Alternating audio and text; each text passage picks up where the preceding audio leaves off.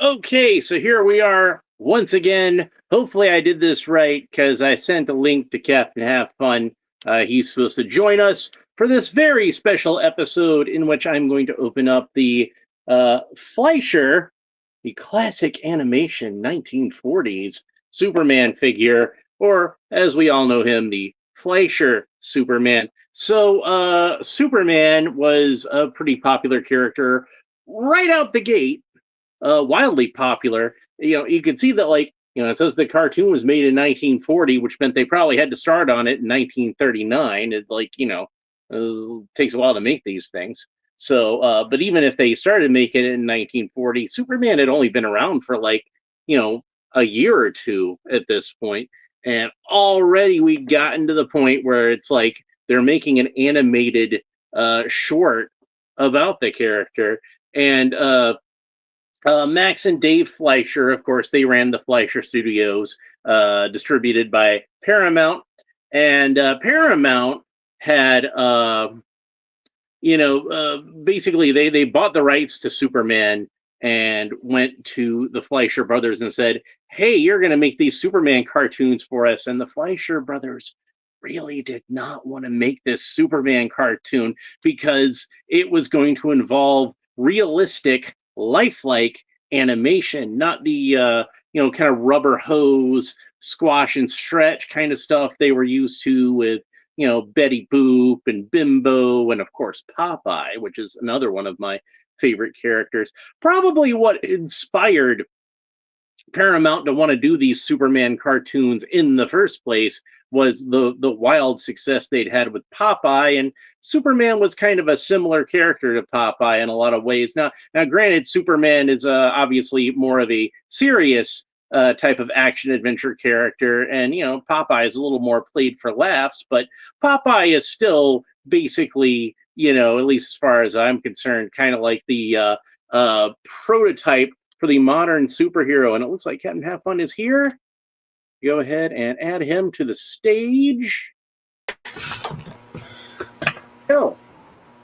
All right, how are we doing tonight, Captain Have Fun? Hi there. How's it going? Can you hear me? Yeah, I can hear you just fine. So right. I've just been talking a little bit about the background of this figure.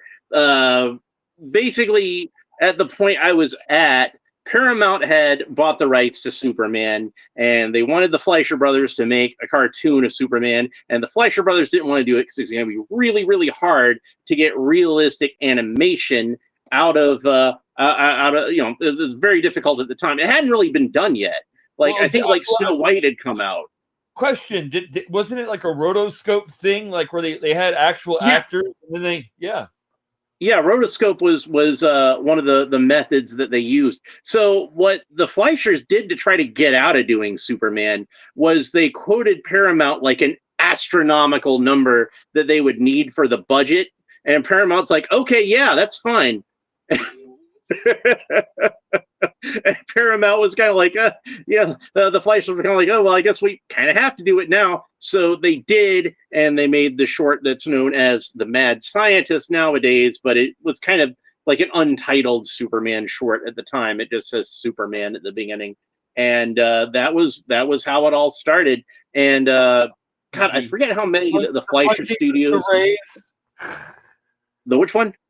I said, yeah, when he punches the rays. Yeah, with I think it's like maybe supposed to like particles or something that he's punching. No, but yeah, he punches the ray. It's crazy. But yeah, the animation on those is just gorgeous. And I forget exactly how many were made, but I think it was something like 17 were made in total. And Fleischer had made about half of them before Max and Dave wound up being kind of forced out of the studio, and then it was Famous Studios after that. And honestly, I kind of feel like that the quality in the cartoons, it takes a little bit of a dip at that point. They're still very well made, superhero cartoons, especially considering how like the first superhero cartoons ever made, and I think in some ways still haven't been, surpassed or even equaled in a lot of ways.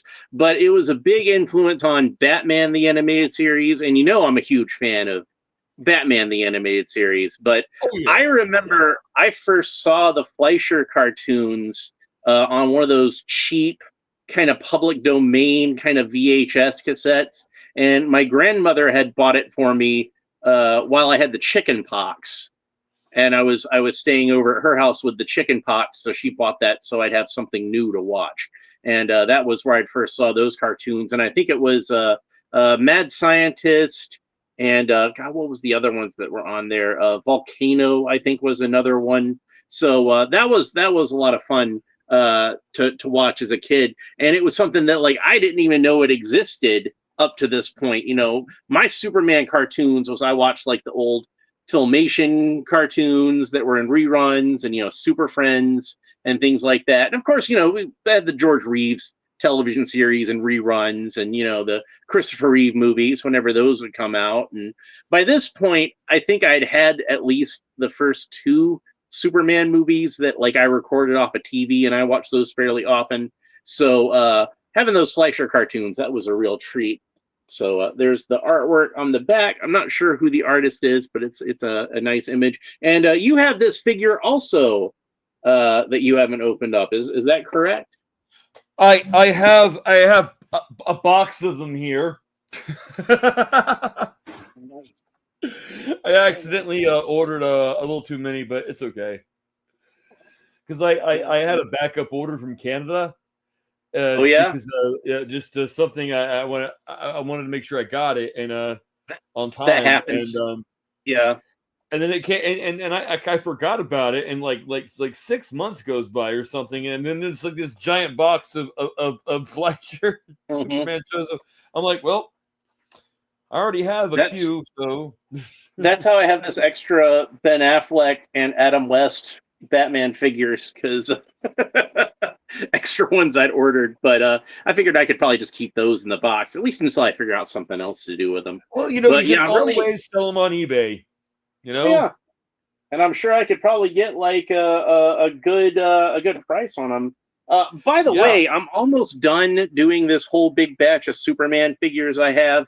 This was gonna be kind of the climax of this batch of Superman figures, but I But you, found the there's more Superman figures. They come. I mean, we have the Eradicator. Superboy's coming out soon. We've got this I Superboy. need I need to get Eradicator, and I've got Superboy pre-ordered.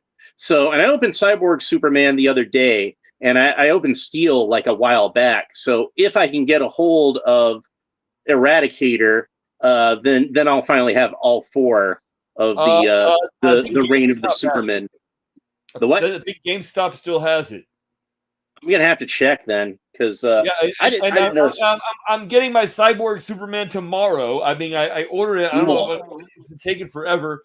It's like Uh, I've got that's the a great Mafex. figure. Yeah, I've got the Mafex figures here, along with some of the McFarlane figures. So Very nice.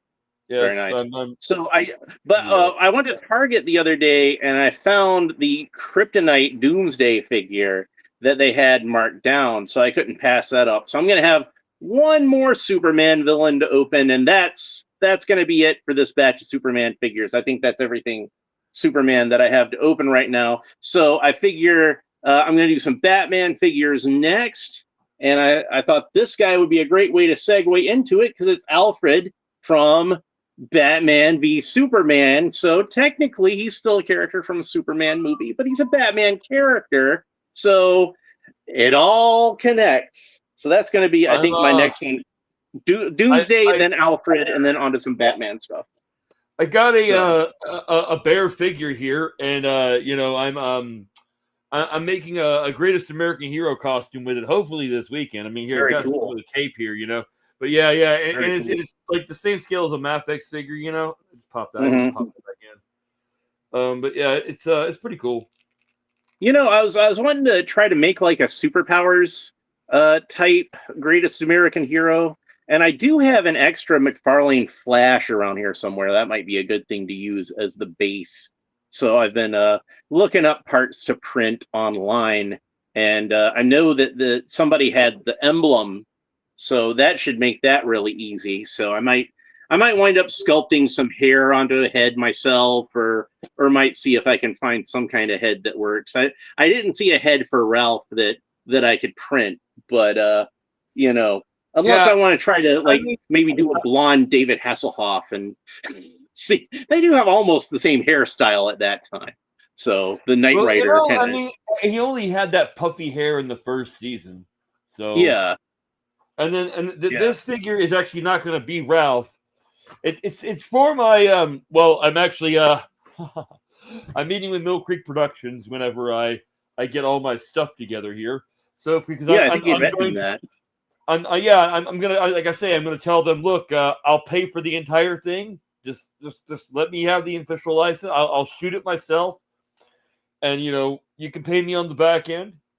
We can shoot it like So a movie, so that I don't I don't know how much of this you want to talk about on the stream, but I'm kind of curious as to some aspects of this. Like, if you don't mind me asking, were you thinking about using Ralph as the main character, like a reboot or a no, continuation no, or a yeah, brand yeah, new continue, yeah, Greatest yeah, American Hero? yeah. I was actually gonna because I used to work out with William years Hmm. ago, so Yeah, like I was gonna talk to him and see, like, because back then he was very bitter about the show.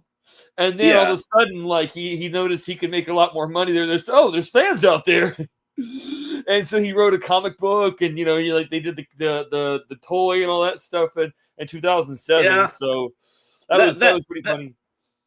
that'll a little bit of money will definitely soften your opinions on some things.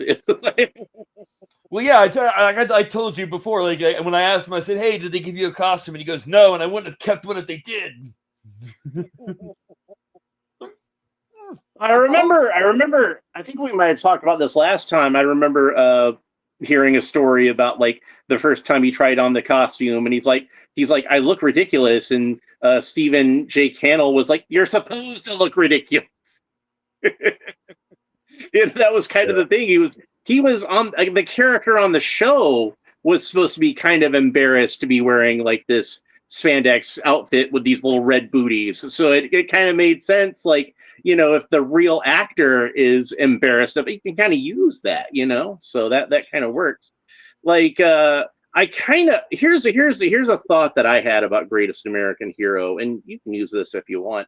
But I kind of had this idea that maybe the reason that the aliens made the super suit look like a superhero costume is because they studied our culture and they saw that we had superheroes. They Oh saw yeah, you characters like talked about that before. Yeah. I the remember you saying Phantom, that. and even before Superman, you had the Phantom and Flash Gordon, characters like that. Well, So yeah, and when they go like to, if you remember in the series that there was a guy who had a suit before Ralph called J.J. yeah, Beck, and that was back in yeah, the 1930s when he got it, yeah, and he talks about how he made he kind of abused the suit by using the invisibility to find out like what his competitors were doing, and he was in business, hmm, and eventually and they don't like the that. aliens took the suit away from him for Yep, doing that. yep. But Well, but, it's but he it's just did like it for like the 30 years. it's just like the Green Lantern ring. You're not supposed to use it for your own personal gain. You're just supposed to use it to, help people and protect people and capture bad guys and stuff like that. So you I know, really kind of like Nathan Fillion in the new movie. I mean, I haven't seen everything, but I got a screener, but I just haven't watched it yet. I like how he just goes like that with the ring and flings it people away. yeah. This So, this yeah, like I remember for a while, Nathan Fillion was the guy, and he actually did in one of the animations. Nathan Fillion was the guy that they wanted for Hal Jordan. A lot of the fans so I guess he kind of got him as Green Lantern, just not the one you were asking for. But yeah, the so worst he's one. a good actor. He's a good actor. I always like seeing him and stuff. So and he's good at playing that kind of kind of a character that's kind of an asshole, but you still kind of like him. He's good at that. He's really good at that. Like Captain Hammer. You remember? You ever saw Doctor Horrible? Yeah. Yeah, like he's good in that. I like him in pretty much everything I see him in. He's a good guy. So Yeah. good actor. Also, I'm trying to his buddy that from the the show they were on together. Hmm. Firefly. Yeah, the guy with the blonde hair. What's his name? He's in Is a whole that bunch of stuff. Steve He the does Pirate? Resident Alien. Anyway, he voices the robot of 4. Blank on that guy's name. I know the guy's name. I'm just drawing a blank on it. It's Yeah, me too. Alan Tudyk. Oh yeah, Tudyk. Yeah. Yeah, Okay. Yeah, yeah. yeah. Alan Tudyk. Number Is that 4, which the crotch Steve the on this Pirate? didn't come right. So I was thinking of him as in Dodgeball, where he was Steve the Pirate. He was pretty funny in 4. that. So, Yeah, but seems like that guy can play about anything. Yeah, yeah, he's done an android before for Star Wars, and so now he did a droid for Superman. And Yeah. this, I wish this thing was. I was building this thing, and I got this. I had to buy all these different figures to get it right, to get all the Hmm. pieces. And so I Yeah. finally got all the pieces, and I put this in, and it's loose, and I'm like, what the heck? Oh dang it! The crotch. There's a plastic piece that's broken. It was like already broken before I even opened it. It's because it went in there real loose. I'm like, and then I went like this, and it just fell out. So they gave me a refund and said, "Oh, no need to return it." Well, that's good. Yeah, So, I got another one. I got another one coming, so it's fine. Another Hawk Girl. You got to buy Hawk Girl to get that piece. they like. I think she's like one of the ones that like is more short packed. But I've seen her in the stores before, so it shouldn't be too hard to get another one. You said they were sending you another one already? Well, I mean, I'm getting another one, like, maybe by August 13th. I mean, it says between July something and August 13th. It's from Amazon, so I'm like, I'm gonna oh, go ahead that's and put keep on this. but because like they were like the other like the regular seller was out, so Oh, yeah. I gotcha. But these are great. I mean, these Spin Master 6-inch figures are really great. They go along well with I mean, like this is a Spin Master and this is a Math X, and Do you have any of the McFarlane Batman 66 figures? Do you have any of those or the oh Super yeah. Friends? Okay, are they Well, the I don't same have the scale Super Friends, as but I those? have Because the like. I was thinking they probably looked like to me they'd probably be about the same scale as these. Oh Yeah, yeah, yeah, same guy. exactly. We're holding They're the about same the same size. figure. Yeah. They are Yeah, the same scale. uh But Batman and I got Batman and Robin and this Batman and that Robin and I think there's a Italian Batman. I have him over here. So yeah, we'll see. Like, okay, so this Batman is the same scale as this Spin Master. But watch, this Spin Master can pop. He can kick him. He can kick him. This Batman, no, articulate. Just back and forth. No sideways. But he can still punch Guy Gardner in the face. And it will say pow. Well, that's the important thing. Honestly, imagining the Adam West version of Batman punching Guy Gardner in the face, that just makes it funnier somehow.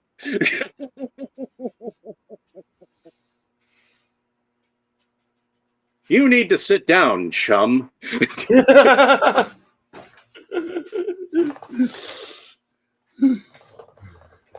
I'm sorry I had to teach you a harsh lesson, but I'm afraid that's not how superheroes behave.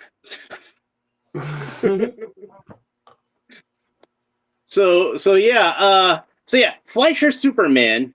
He uses the body that I really like, which is this body that originally it was the Earth 2 Superman body, which I have him over here, and he's still got the Christopher Reeve head on here because I was just playing around with head swaps and I popped this Christopher Reeve head on there, and I'm like, that looks pretty good. I actually kind of like that. And the skin color doesn't quite match up, but he's got that little bit of stubble, so it kind of helps to hide that, I think. But which Superman is that? It's the Earth 2.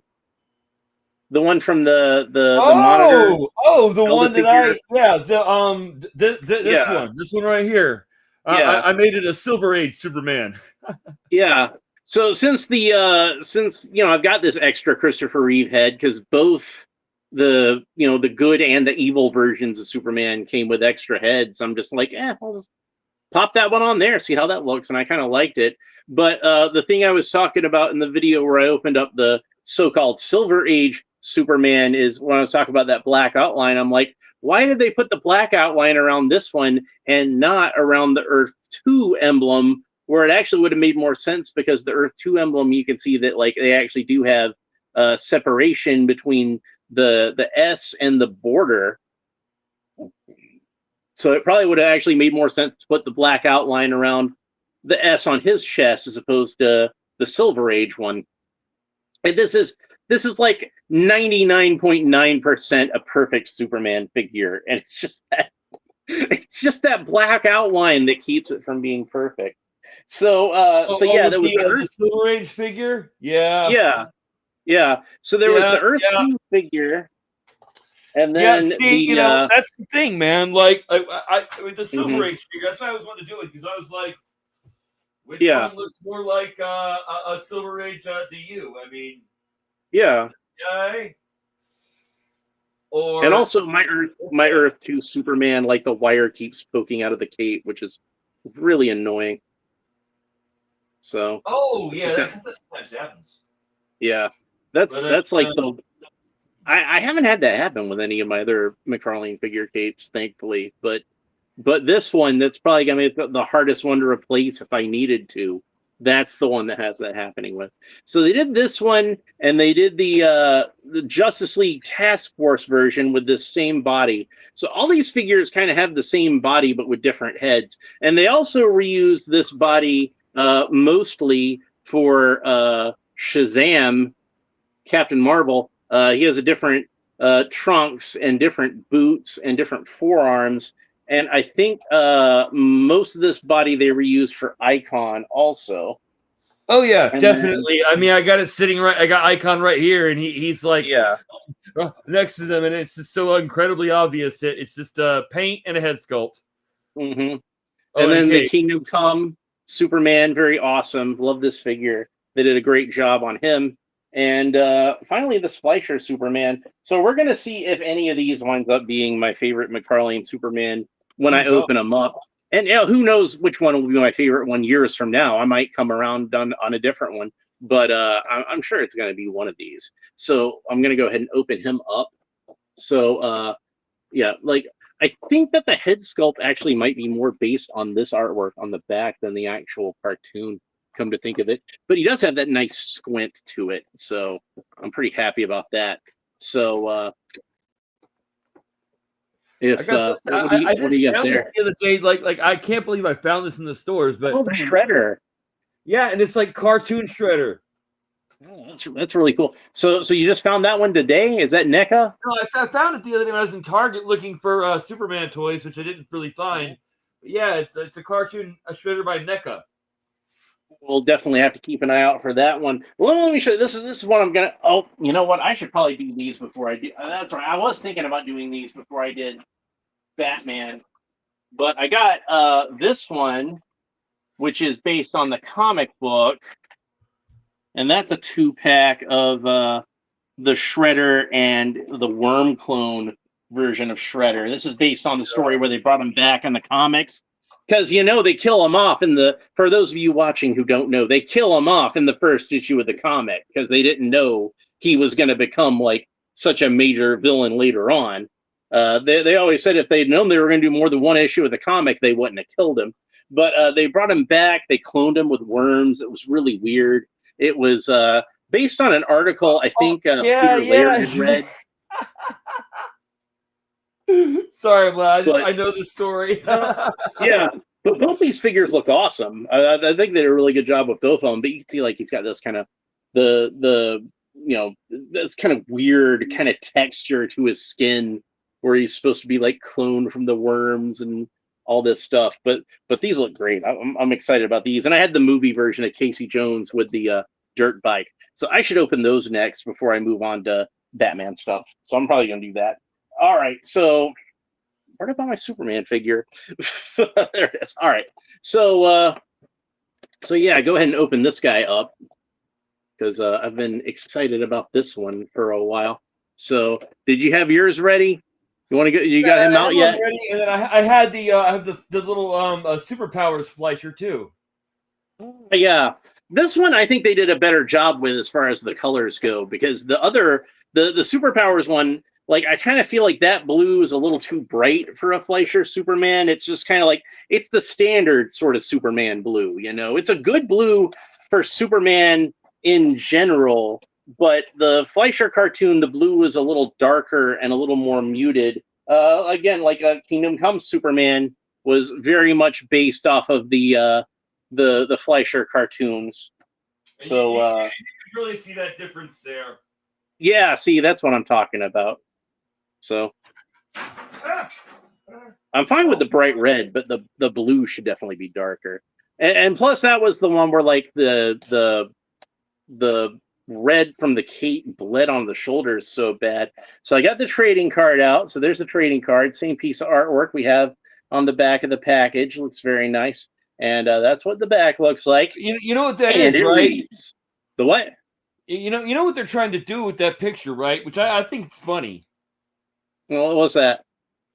Well, that's Superman issue #1. Yeah, yeah. Yeah, where he's jumping like that, but it's not quite right because It's no, it's not. It's not right. It's off. this leg should be up a little more. This hand should be open. Other than just the way that like this guy draws the figure differently. Like he draws Superman a bit bulkier than how Joe Shuster drew him. You mean like But the this? main things I noticed is this Best leg should be Superman up a little figure more. ever made, And right here, my friend. yep, yep, that's the pose. This hand should be open. Like this hand should be like a little more like this, and the other hand should actually be like a little, I think, a little less kind of stiff and saluty than it is on this picture. When I opened up the false god Superman and I was trying to get him into the pose like the statue was in, and I was looking at the picture online to try to match it up. That was when I noticed that I think they were trying to make the statue look kind of like the Action Comics pose. Or I'm sorry, the Superman #1 pose, where you know, like if you look at like the top half of the figure, not the lower half, because obviously he's kneeling on the ground instead of flying, but the way that his hands are posed, like this hand up here is very similar to the hand that's up in the Superman #1. This hand is kind of turned up like that, like he's offering you his hand. But the statue is still. I think they were kind of trying to make it look like the Superman #1 cover. I don't know. It's just that's what it looks like to me. So here's the figure stand. It's a matte figure stand. Normal. It doesn't Typical. come with a flight stand, man. You got to like buy some good flight stands. Yeah, some of these do, and some of them don't. And it's kind of frustrating. I can kind of more forgive it with this one since it's a little more standard. Josh Anthony says, are you familiar with the story of how the creators of Superman got ripped off with DC? There are a number of documentaries and interviews with Jerry Siegel and Joe Shuster on YouTube about it. Oh, yeah. Like, I first became kind of familiar with that story around the time of the 50th anniversary, and I read, what was that name of the book?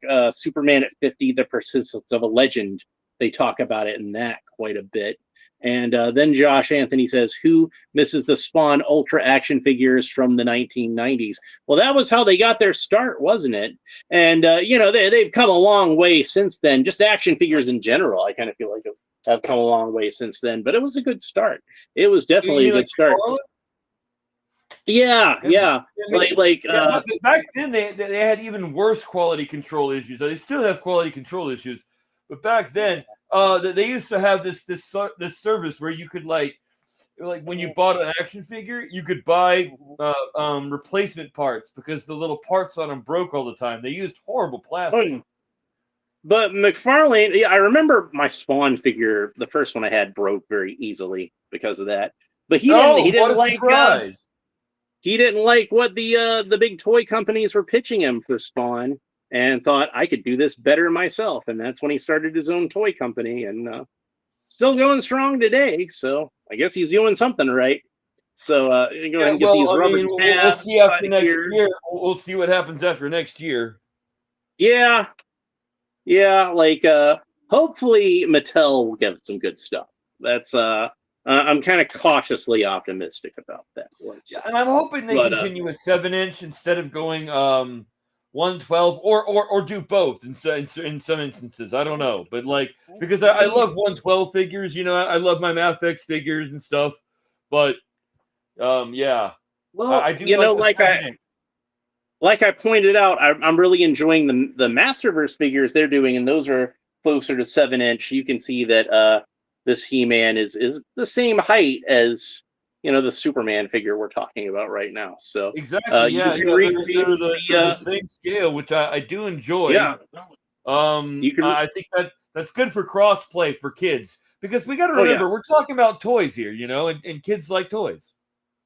And when I was a kid, one of the first He-Man comics I can remember had He-Man meeting Superman. And So I He-Man always wins. wanted to have a Superman figure that could be in scale with my He-Man figure, or vice versa, and that just didn't exist in the '80s, unfortunately. But you can see they're in scale with each other now, so I can recreate that this DC Comics Presents issue. So that's pretty cool. So Yeah. I think I've got all the rubber Yeah. tabs cut What I out. thought was so cool is that He-Man wins, because He-Man, his magic sword is, and Superman is, and like, it's not like necessarily a weakness is magic. It's just that Yeah, it's just like, that's to what him, I'm thinking. he might as well be a human, when it comes Yeah, to magic. yeah. I think He-Man actually like cut not Superman himself, but like the front of his uniform. So I guess he had to go back to Candor to get that stitched up. I So got yep, there we go. I got Candor right here, my friend. I'm like Brainiac. Yeah, Okay, yeah, this came with one of the with my Mezco Man of Steel, I think, or one of yeah. my Mezco Supermans. But so I thought it was pretty cool. To me, that looks like I can't. It's a little small on my phone, obviously, but it looks like to me like they actually made a life size prop of Candor around like the early 2000s. I think it looks like they based it off of that one.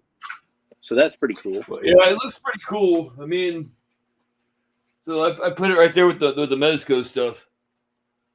Oh, let's get this back in the box. There we go. I can take that to the recycling later.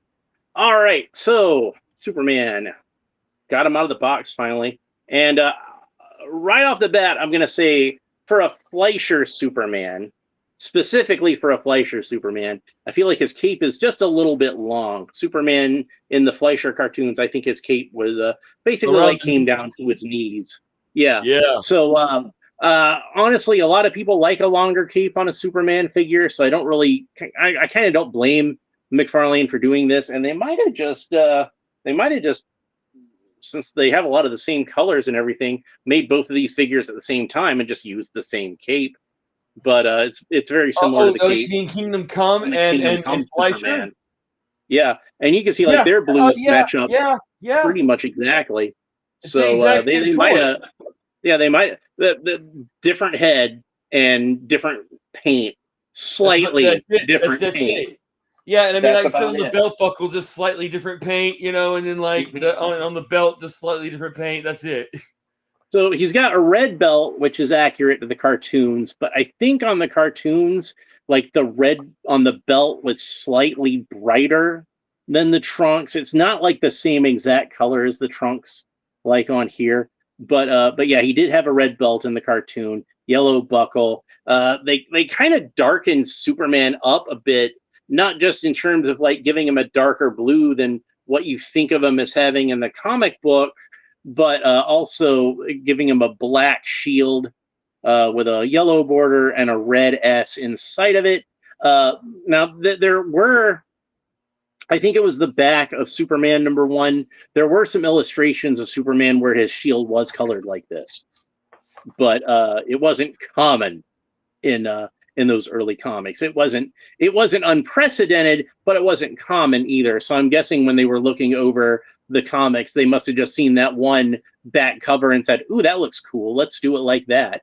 So, but it does have the more sort of pentagon kind of shape to it, the five-sided shield rather than the triangular shield he oftentimes had in the comics at the time, or the more shield-like shield that he had in the very first appearance. So here's here's two of our earliest Supermans right there, and might as well throw in the Earth 2 one also. So kind of a little bit of evolution there, and then finally with the Silver Age version, that would be kind of where he solidified there, I suppose you'd say. I was going to swap around the heads on these and just have some fun with that, so I'll probably do that in a little bit. But let's go ahead and real quick talk about his articulation, because I know people are going to want to hear about that. Oh, Josh Anthony had asked if it was true that Mcfarlane Toys had no longer had the rights to DC figures. We wound up talking about that anyway. But I didn't notice that he'd they're supposed to the Mattel is supposed to start with the license, I believe, in June of 2026. So we've got a little bit less than a year left on McFarlane Toys. So just get out whatever cool stuff you can in the meantime. So yeah, I don't think they're going to give us a Batman. I mean, a Joker or a Lex Luthor for superpowers. Because I saw the lineup this year, and I was just like, crazy. I'm still going to be using my Toy Biz Joker. I'll never understand how that didn't happen. You would think the Joker would have been one of the first characters, and you could get a lot of repaint potential out of the Joker. Like, you think about all the repaints they had of Batman, they could have done the Joker, painted like the original Superpowers figure, painted like the Toy Biz figure, painted like the Kenner Dark Knight collection figure, with the pink pants, like that one. Orange. Yeah, paint him like Knockout Joker with the orange pants. Paint him like the 1997 with the orange jacket. You remember that was a Toys R Us exclusive in the 2-packs. I recently got the Riddler figure from the 2-pack that came out. It was 98. That's when it was, when Batman and Robin came out. They did those 2-packs. They had the Michael Keaton Batman with the Joker and the Michael Keaton Batman with Catwoman for Batman Returns. And then they had the Val Kilmer Batman with Riddler for Batman Forever. So I guess they figured they had enough Batman and Robin 2-packs on the shelves already. They didn't need another one. So let's go ahead and talk about his articulation. So Superman can look up about that far, look down about that far, tilt his head kind of quizzically from side to side, rotate the head all the way around. Of course, the arms rotate all the way around the shoulders, and it's on that cool McFarlane butterfly joint, so that can wobble around a good bit. Like I said, this one, this body, for whatever reason, seems to have like a slightly looser joint here than most figures, but I really like that. Bicep cuts, the bicep rotates all the way around. He's got double jointed elbows. Yeah, that's about the range of motion you're going to get at the elbows. It's got this nice engineering there where it's a bit smoother than the McFarlane joints usually are. Which I appreciate. He can do this. That's about it, Yeah. But like you can see, like on like say one of the older Superman figures here, how it's not quite as smooth there. It's got that little bit of angle there. And I know a lot of people don't like that, but it looks good on this. It doesn't look like a muscle. It just looks like plastic. It looks really yeah. So he's got the cool McFarlane wrist articulation, so that rotates all the way around and moves back and forth, and you can move that around any which way you want to. One thing that I noticed that's unusual about this one, though, is the joint is the color of the sleeve rather than the color of the fist, and that's not how they normally do Superman. Usually they have a flesh-colored joint, so I don't know why they decided to do it differently on this figure. I did not catch that. You are right. Yes. Yeah. I didn't even notice. That's odd. That's odd that they did that. And like, I honestly like. I mean, even Kingdom Come Superman doesn't have that. So you're right. Yeah. I think that might look a little better, honestly, because it kind of hides that joint a little bit more. It looks almost more like a wrinkle in the cuff rather Yeah, than because like, yeah, you see it stands yeah, out a yeah, little bit more when it's Caucasian colored like that. yeah, exactly. It looks kind of weird. Yeah. So maybe they should do that more often in the future. Just throwing that out there. So he's got the cool Mcfarlane torso articulation, so you can get that into a lot of cool dynamic poses. Of course, rotates all around where the rib cage meets the abs, and where the abs meet the trunks. Superman can kick up about that far. He can do the splits, no problem. Uh, he does have a little, like, slight bit of wobble here. It doesn't rotate all the way around, but you can still get some good posing out of it. He's got double jointed knees. That's about the range of motion you get at the knees. He does not have a boot cut, even though the red of the boot seems like a different type of plastic from the blue of the shin. So they could have put one on there, but it does actually kind of wobble a little bit, but it's not really made to. I guess they just didn't glue that one as well as they usually do. Usually it's pretty firm. But he doesn't really need a boot cut because he's got this great Mcfarlane ankle articulation. So the ankle rotates all the way around where the ankle meets the shin, and the ankle rotates all the way around where the ankle meets the foot. And then the foot can point down about that far, the foot can point up about that far, and then he's got toe articulation just to show off. So yeah, I there love we the go. toe articulation. There's a lot of and the early Mezco figures, and they didn't do that. Like, yeah, and even like I'm looking at one now. Like, I don't know what the heck is with Mezco, man, but like, yeah, their toes don't always articulate.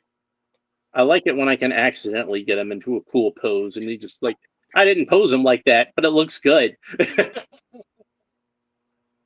So let's do a couple of things that I like to do with Superman action figures. And first, I'm going to get him into this arms akimbo kind of pose, which, fits the Fleisher one. That's how we first saw him when he first appears in the Fleisher cartoons. The classic sort of Superman pose. Ah, yeah, there we go with the black suit, with the recovery suit. This is a Mezco. I mean, man, and saying these are really great, but you notice his toes do not articulate. So yeah, it's pretty awesome that Mcfarlane, which is much cheaper than these, but that's an impressive looking figure. Like, like you can't beat the classic colors for Superman. The red, blue, and yellow. That's the character. That's what he ought to be wearing. But there's something about him in the black suit that I just dig the heck out of it. I actually just ordered from Big Bad Toy Store. It's in my pile of loot. Just wait for some more stuff to add up.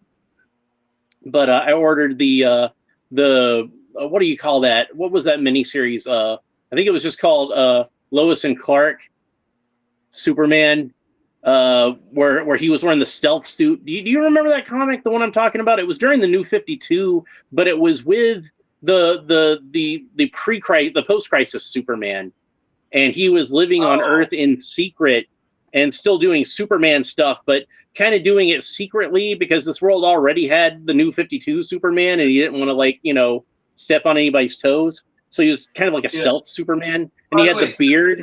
They made that figure. And Mafex actually articulates the toes. There we go. I'm a big Mafex fanboy. Yeah. So, and I had they didn't do one for Justice League, obviously, because Zack Snyder's Justice League hadn't come out yet. But when Mattel was doing their movie DC stuff, they did the black Superman suit for Man of Steel. And I really like that one. That one's a really cool figure. That one also had the heat vision eyes, even though he didn't actually use heat vision when he was wearing the black suit, but I didn't care. I thought it looked cool. So. This comes with the heat vision head as well. Mm-hmm.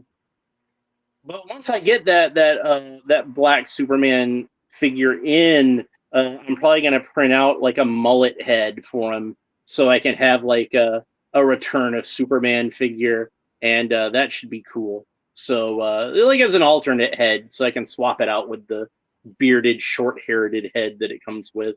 So it's not exactly the recovery suit, but it's close enough. I think it'll work. So and they still had that one for a good price on Big Bad Toy Store. So, but yeah, so there's the arms akimbo pose, very cool. Who's it by? The Mcfarlane, the recovery, not recovery. Really?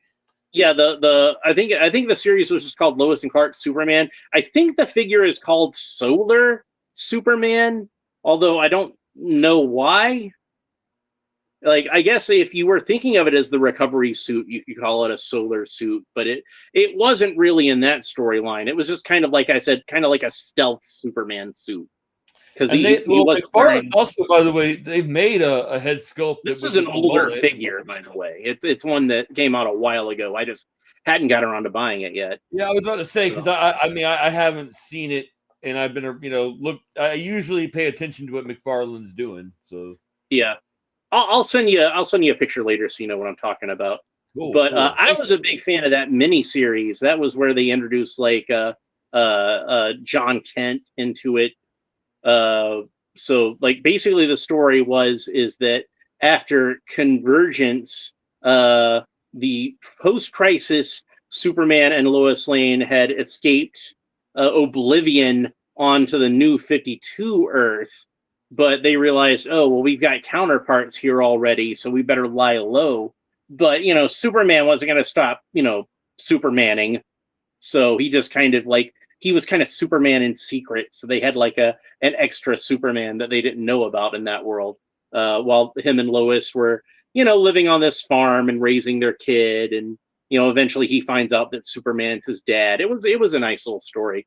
So I don't think they were originally planning on having the post-crisis Superman become the main Superman again, but that storyline, that miniseries was so popular that like before it even ended, they kind of retooled it into the last issue. So he's going to become the main Superman again, basically. But yeah, that was fun. That was a good comic. If you never read that one. Post-crisis Superman is weaker than pre-crisis Superman, right? Yeah. Oh yeah. Oh yeah. The pre-crisis Superman is like I wouldn't say he's like the most powerful Superman, but he's one of the most powerful versions of Superman. I think Superman 1,000,000 is the most powerful version of Superman, but that's after he's like lived in the sun for 1,000 years and he comes out and he's golden from all the yellow sun radiation that's in him. Yeah. He's basically Dr. Manhattan. Well, he's better than Dr. Yeah, Manhattan at that point. like Like like Dr. Manhattan like couldn't beat him because Dr. Manhattan if he still gave a crap about people. yeah. Well, I mean, but if Dr. Manhattan and Superman were to fight, Yeah, Superman 1,000,000, Dr. Manhattan's powers would have no effect on him because yeah. he's immune to reality manipulation and So matter there's the manipulation. oh yeah, exactly. So there's the classic Kurt Swan Superman flying pose that I enjoy getting my Superman figures into. When I was a kid and I had the original Mego Superman figure, which was a great figure, and I loved him. And I don't want to sound like I'm trying to badmouth one of my favorite toys from my childhood, but I always wanted to try to get him into that pose where that arms akimbo kind of pose, and I was always disappointed that like it couldn't quite do it. But anytime I can get the more modern figures to do that, I always appreciate that. So that's probably going to be the thumbnail right there. So yeah, that's pretty much it for this figure. So he's really cool, definitely worth picking up, and I think one of the better Superman figures that I've seen in this line, especially since this was one of my favorite versions of Superman anyway. So and if you haven't ever seen the Fleisher Superman cartoons, guess what? They're all public domain. You can find them on YouTube, but they won't be the highest quality. Check out the ones they have on HBO Max. I think they're still on HBO Max, and those will be like I think the highest quality ones, the ones that Warner Brothers themselves had remastered. So, and those are also on a lot of DVDs and Blu-rays that Warner Brothers has put out over the years. So they're not hard to find, is what I'm saying. So. And you could probably still find like cheap DVDs of them somewhere if you know a place that sells cheap DVDs. Because, like I said, public domain, but it's not going to be the best quality. So, but yeah, really cool figure. Definitely recommend. Well, would you agree with me, Captainhavfun? What do you think of this figure? Of course. Yes. Well, So, I was quite impressed with it. I mean, when I looked at it, I was like, well, I wish they had done a different body. I mean, mm-hmm. and the muscles a little bit because like the muscle with this body is very flat. It doesn't look like a muscle to me. You know. Yeah. I mean, I know what muscles look like, Yeah. and that ain't it. So, but as for Superman, like number one, you can really see the striations, you can really see the curvatures of the muscles. Action Comics number Yeah. one. Yeah, so that one, that one's like it got a better body to me, you know. So Yeah. Well, this is the one that was, I believe, when they first did this body, it was for Hush, so it's definitely got like more of a Jim Lee kind of look to it. So it was. I think they originally did this one for the Hush Superman, and they redid the chest so that it didn't have the emblem uh, sculpted into it. But I think other than that, I don't even know where my Hush Superman is. I would think he was around here somewhere, but well, but you see when I what I looked mean? for him the Like other day, you see the chest muscles and all that. he's more cut, is Yeah. the thing. By the way, my Hush Superman, yeah, that Superman I showed you in the issue number one pose, that is Yeah. a Mafex. That's a Mafex Hush Superman. Ah, So nice. yeah, Nice. I really like it. I'm Yeah. waiting on Hush Robin that comes out in October for Mafex. Mafex is great, dude. I got to get you one of them. You gotta tell me which one. I got to get you one. And then once I get you one, it's like crack. You're gonna be addicted. That's what I'm afraid of. I was given a Henry Cavill Superman Mafex, and I'm like, okay, yeah, whatever. And then I was like, dude, this figure is so awesome. It's so articulate. I like Batman, so Batman is always a good choice. Batman is always a good choice, unless it's Robert Pattinson. I don't want to Robert Pattinson. But any other Batman would probably... Yeah, I got a Ben Affleck Batman from Mezco. It looks pretty good.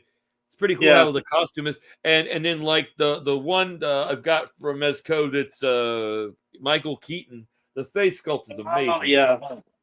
And those are... it's got a silicone body, and then and the interior is as a metal, like a really articulate metal frame, which is very strange. Yeah. Whatever. Those are my favorite live action Batman suits. Like those are the ones that I kind of feel like they got the closest to the comic book feel. Like obviously the Ben Affleck one is more like the Frank Miller, but I kind of feel like the 1989 bat suit was kind of more of the Neil Adams kind of flavor, which I really like, or like a Marshall Rogers. It's a very Bronze Age Batman, and Bronze Age Batman is one of my favorite versions of Batman just overall. Like I'm the type of person that like Batman the animated series I oftentimes say is probably the best version of my favorite character. But if I had to pick one above it's one of these, it's either my favorite one is either Batman the animated series or the Bronze Age comic books, and I kind of feel like those are both kind of the same Batman in a lot of ways. So it's hard for me to pick one between those two. And the Adam West version of Batman would be up there because I grew up with that one, so that one's always nostalgically gonna be one of my favorites. And I liked Christian Bale, I liked Val Kilmer, I liked Ben Affleck. I think those are all fine Batman actors. But Michael Keaton was kind of like, at least at my age when I saw it, it was the first serious Batman. You know what I mean? And Kevin Conroy, that guy is just a freaking legend. And a lot of the time, this is fun for me too. I mean, this is Zazzle is here. Hi, Zazzle. Just want to say hi to him real quick. I'm sorry. What were you saying? It's like oh yeah, there we go. Yeah, because this is a Robin, so because in lore, being my good buddy, so I just kind of take. Oh yeah. Because and on the back too. The perfect Robin to go with the definitive Batman voice. He was, I think, just as good a Robin as Kevin Conroy was a Batman. Or perhaps I should say instead just as good of a Dick Grayson, because eventually he did grow into the role of Nightwing and did that excellently. What's his favorite? Yeah, look, Yeah, he always talks about how he loved doing Nightwing more than Robin. I really that's okay. awesome. That actually makes me really happy to hear because that's my favorite version of Dick Grayson is when he becomes Nightwing. So His too. I love Robin. Don't get me wrong, but he kind of grew into his own hero. That just made the character so much more appealing to me. And I think I might have told you this before, and if not, you might have heard me talk about it in another video because it's something I talk about a lot. Is like when I was a kid, it wasn't necessarily that like I disliked Robin, but I didn't realize how cool Robin was. I think for a long time until I read the new Teen Titans. You know, Marv Wolfman and George Perez, and I've spoken to both of those guys and told them like that was where I really became a fan of Robin, and both of them basically said the same thing, which was pretty much, yeah, we made him cool. Ah, yeah, the Earth too. Is that yeah? That's that. Yeah, that's such a great figure. I like that one. Yeah, I So know. I just like I had it. I was like, dude, that looks really like all the colors, man. My kid's gonna love this. mhm. That's kind of like I don't think I saw that until I was older, but it's kind of like the Robin costume I would have liked when I was a kid. But like I think once they had him in the new Teen Titans and he was away from Batman and I got to see he was actually pretty cool on his own, that was how I really became a fan of Dick Grayson as a character. And when they brought him into the role of Nightwing, that just made the whole thing better. By the way, I do have pre-ordered I think I got the whole wave with the first appearance, the original Nightwing costume, the Disco Nightwing is Yeah, it's I often didn't get referred that to. because I was like, that's for people who grew up with Super Friends. My son will watch Super Friends, but I don't Yeah, think he's gonna like that costume that much. That costume to me looks a little lame, and his Uncle Lauren never did that. So I'm just like, well, we're just gonna buy what Uncle Lauren did, you know? well, a lot of people would say that, and I'm gonna agree that the black and blue Nightwing costume that has become, I think, the definitive Nightwing costume as far as popular culture. It's the iconic Nightwing costume at this point. I think that's the one that solidly, if you say Nightwing to most people, that's going to be what's going to pop into their head. But I still really like that original Robin costume, or I'm sorry, that original Nightwing costume. And the reason why I like it is because I kind of feel like out of all the Nightwing costumes, that's the one that most has the sort of swashbuckling sort of feel that I like in the character. And so it's not just the Well, nostalgia, although I mean, I nostalgia is can a see him big part swinging a of it. rapier. Yeah, see, exactly. And it's I think they pointed this out in the Nightwing Year One storyline, is that it was also kind of similar to Dead Man's costume. So they both circus acrobats who became superheroes. So that's kind of a Yeah, neat and as connection. And in that I storyline, noticed that. they actually did have him base that Nightwing costume off of Boston Brand's Dead Man costume, which I Okay, thought I was really wondered cool. about that because I saw it and I was like, these costumes look like the same darn thing. Yeah, yeah. So yeah, and like I said, the black and blue costume, it probably actually is the best one, and it's certainly the most recognizable version, and it's definitely the most practical version. But the heart wants what the heart wants. So that's still my favorite. But I still love the black and blue costume. I think the black and blue costume is great.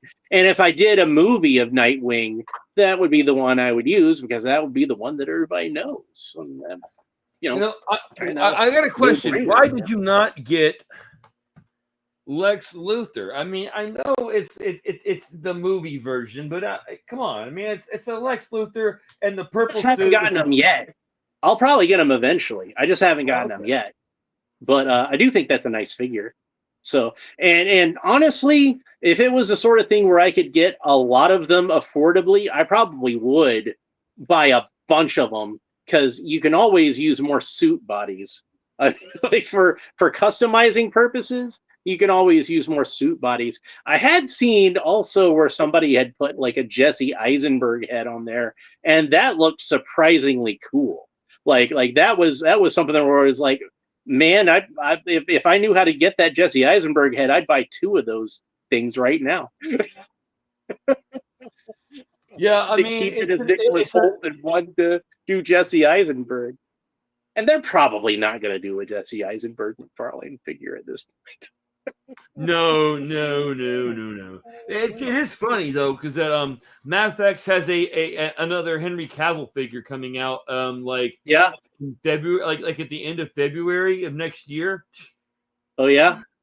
It looks just like the one I just showed you. I think it's the same exact figure. Only one he has a smiling face. He has this smiling head sculpt, unlike the others, and it's a more like very very bright, like almost metallic look to it. Well, that's cool. Yeah, and they're doing the same thing with Spider-Man. So, like I ordered a Spider-Man. Like I'm not really big into that, but you know whatever. Actually, my kids got a Spider-Man shirt. One of the things I really liked about the Batman v Superman version of that costume specifically is how the emblem on there is a very bright, shiny red, and I think that's really good. And last time I watched that movie, I'd noticed that even like the darkest scenes, when when Batman's fighting Superman in that abandoned warehouse or whatever it is, like the light will shine on that in exactly the right way and just light it up, and it just looks so cool. And when a while back, I made an entirely 3D printed Superman figure of I was doing like a bunch of different versions of Superman, and Henry Cavill was one of the ones I did. And I made sure, and when I do my superpowers Henry Cavill that I'm eventually going to do, I made sure that I got that to be like the brightest, shiniest, most metallic red I could possibly get it to be. And basically what I wanted to do was like I just painted the whole emblem gold and then just went over the red parts with like a clear red paint. And oh man, that looked cool. But if I had it around, I'd show you right now. But it's been a minute. But dude, I got to say, man, I'm so impressed by your work. I wish, because well, you know thanks. I do videos and show people how to make capes and stuff like that. But man, you are like on another level. Like, you're gonna make me blush, man. But it's just true, dude. Like I wish I had your skill. Like when I saw what you did with that Joker, I was just like, whoa. That was just a labor of love. That was all that was, because it's like I said at the time, it's like I really wanted a McFarlane Jack Nicholson figure, and I'm just like, I'm really hoping they'll actually make one. So I kind of don't want to put a lot of effort into making a movie accurate version just to have them come out with one like a couple of years later, because that tends to happen. Sometimes I'll make one and then somebody will be like immediately right after. Like I started making an Alan Scott Green Lantern superpowers figure, and literally like later on that day I saw they were putting out the 3-pack, and I'm like, oh well, great, thanks guys. Oh yeah. Well, I mean the Justice Society pack thing they made. Yeah. So I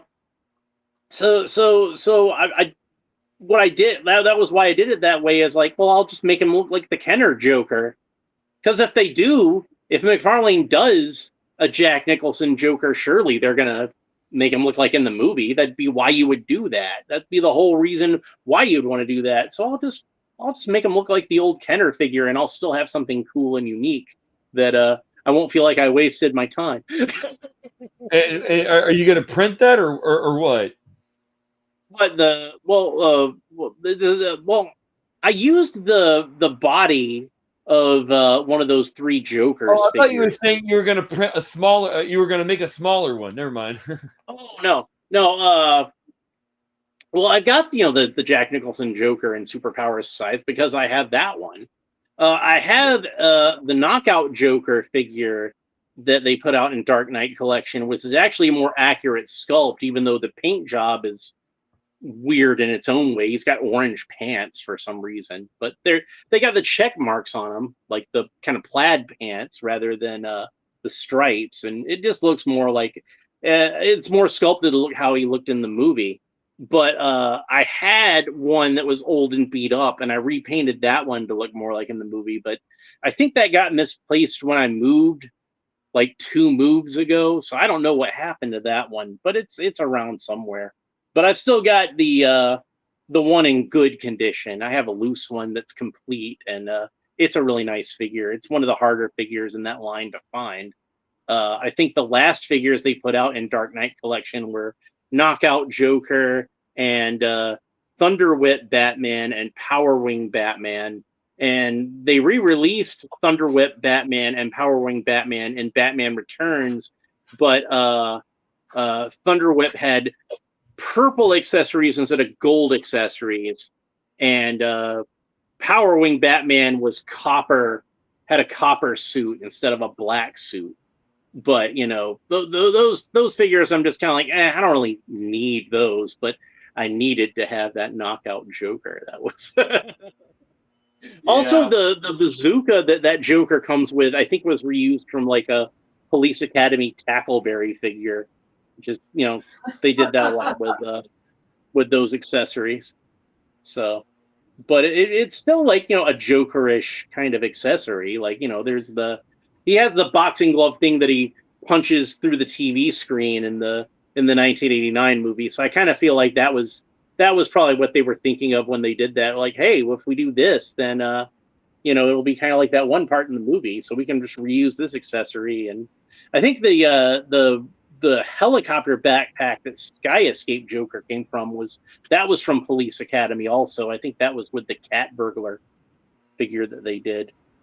So, but yeah, a lot of those accessories in the Dark Knight collection were, especially early on, were reused from other things. Like this Wall Scaler Batman, the backpack that he comes with is from Sky Commandos, I think was the name of that line. And then one of the vehicles is just a Silverhawks vehicle molded in black plastic instead of silver plastic. The Batjet, that's what it was like. So, and then the role play accessories, they reused a Stormtrooper blaster as I think they called it the Sonic Disruptor. But, when I saw that thing, I'm like, dude, that's a Stormtrooper rifle. What are you doing here? Yeah, Kenner loved to reuse molds, man. They did it for a long time. The line of Robin Hood is reused from other stuff. Figures and Ewok accessories, like the Sherwood Forest playset is just the Ewok Village playset. Yeah, and I had the Sherwood Forest thing because I was a kid when that came out, and now like my grandmother has no idea where it's at. I'm like, too bad. Like it was in like the shed. Like where? Yeah, who got it? And I think they actually kind of improved on that one because they had the leafy bits to put on top of it, where the original Ewok Village didn't have that. So yeah. It had green leaves and stuff to make it look more foresty. Mm-hmm. But like, those were like obviously Robin Hood was Green Arrow, and the Sheriff of Nottingham was Lex Luthor, and Azim was Shazam, and Will Scarlet was Robin, and I think both Little John and the Dark Warrior were both Hawkman, and Friar Tuck was the Gamorrean Guard. So those were all like remolded from other figures.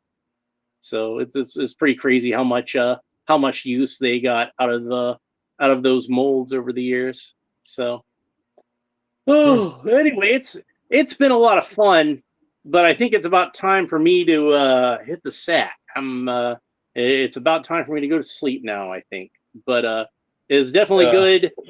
It took us a while to get this together because, like, it's difficult for me to like get my schedule to mash up with anybody, and like you live like on the other side of the country for me, so It's just, and like you and me, we both be busy with a lot of things. It happens, but I'm glad we Wife and finally, kid, yeah, baby. yeah, I spent but all day long taking care of the baby boy, and oh yeah, I told you my mother-in-law went back home, so now it's my job to take care of the son. And oh boy, it's interesting. yeah. I had a fun time. I was sitting there holding him yesterday, and all of a sudden I was like, "Oh my god, there's this weird smell." I look, like, Oh no. oh dude, and I was so bad. I was like, "No, I'm not wiping this." I took him straight to the shower, turned the shower on with the shower handle. I'm like, going like, "Okay, we're just gonna do this." I I'm not always think touching about the poster for Mr. Mom where he's holding the baby up to the hand dryer in the bathroom. it. Well, I mean, it just made sense because I'm holding him, so I was like, all right, get it off, all right, Yeah. because which took about like 10 seconds, and versus like having to use a million wipes, Gee, I'm gussing it was a soupy one. So Oh, it was he probably pasty. It was didn't mind. green He probably paste, didn't mind. baby. hmm So he's just probably enjoying it. I think when you're that age, just everything's new. So Yeah, it's funny to see him look at everything like and see him smile a lot. He smiles a lot. I think you've seen that. that's good. And, That's good. I think he like almost knows when he's on camera. But yeah, it's very interesting seeing the way he because he's very curious about everything. Mm-hmm. So it's kind of neat. And Well, like I say, everything here is actually for really. I'm giving to him when he's like old enough. I'm giving it in stages. Like the Spin Master toys. What's so great about these things? I love them so much.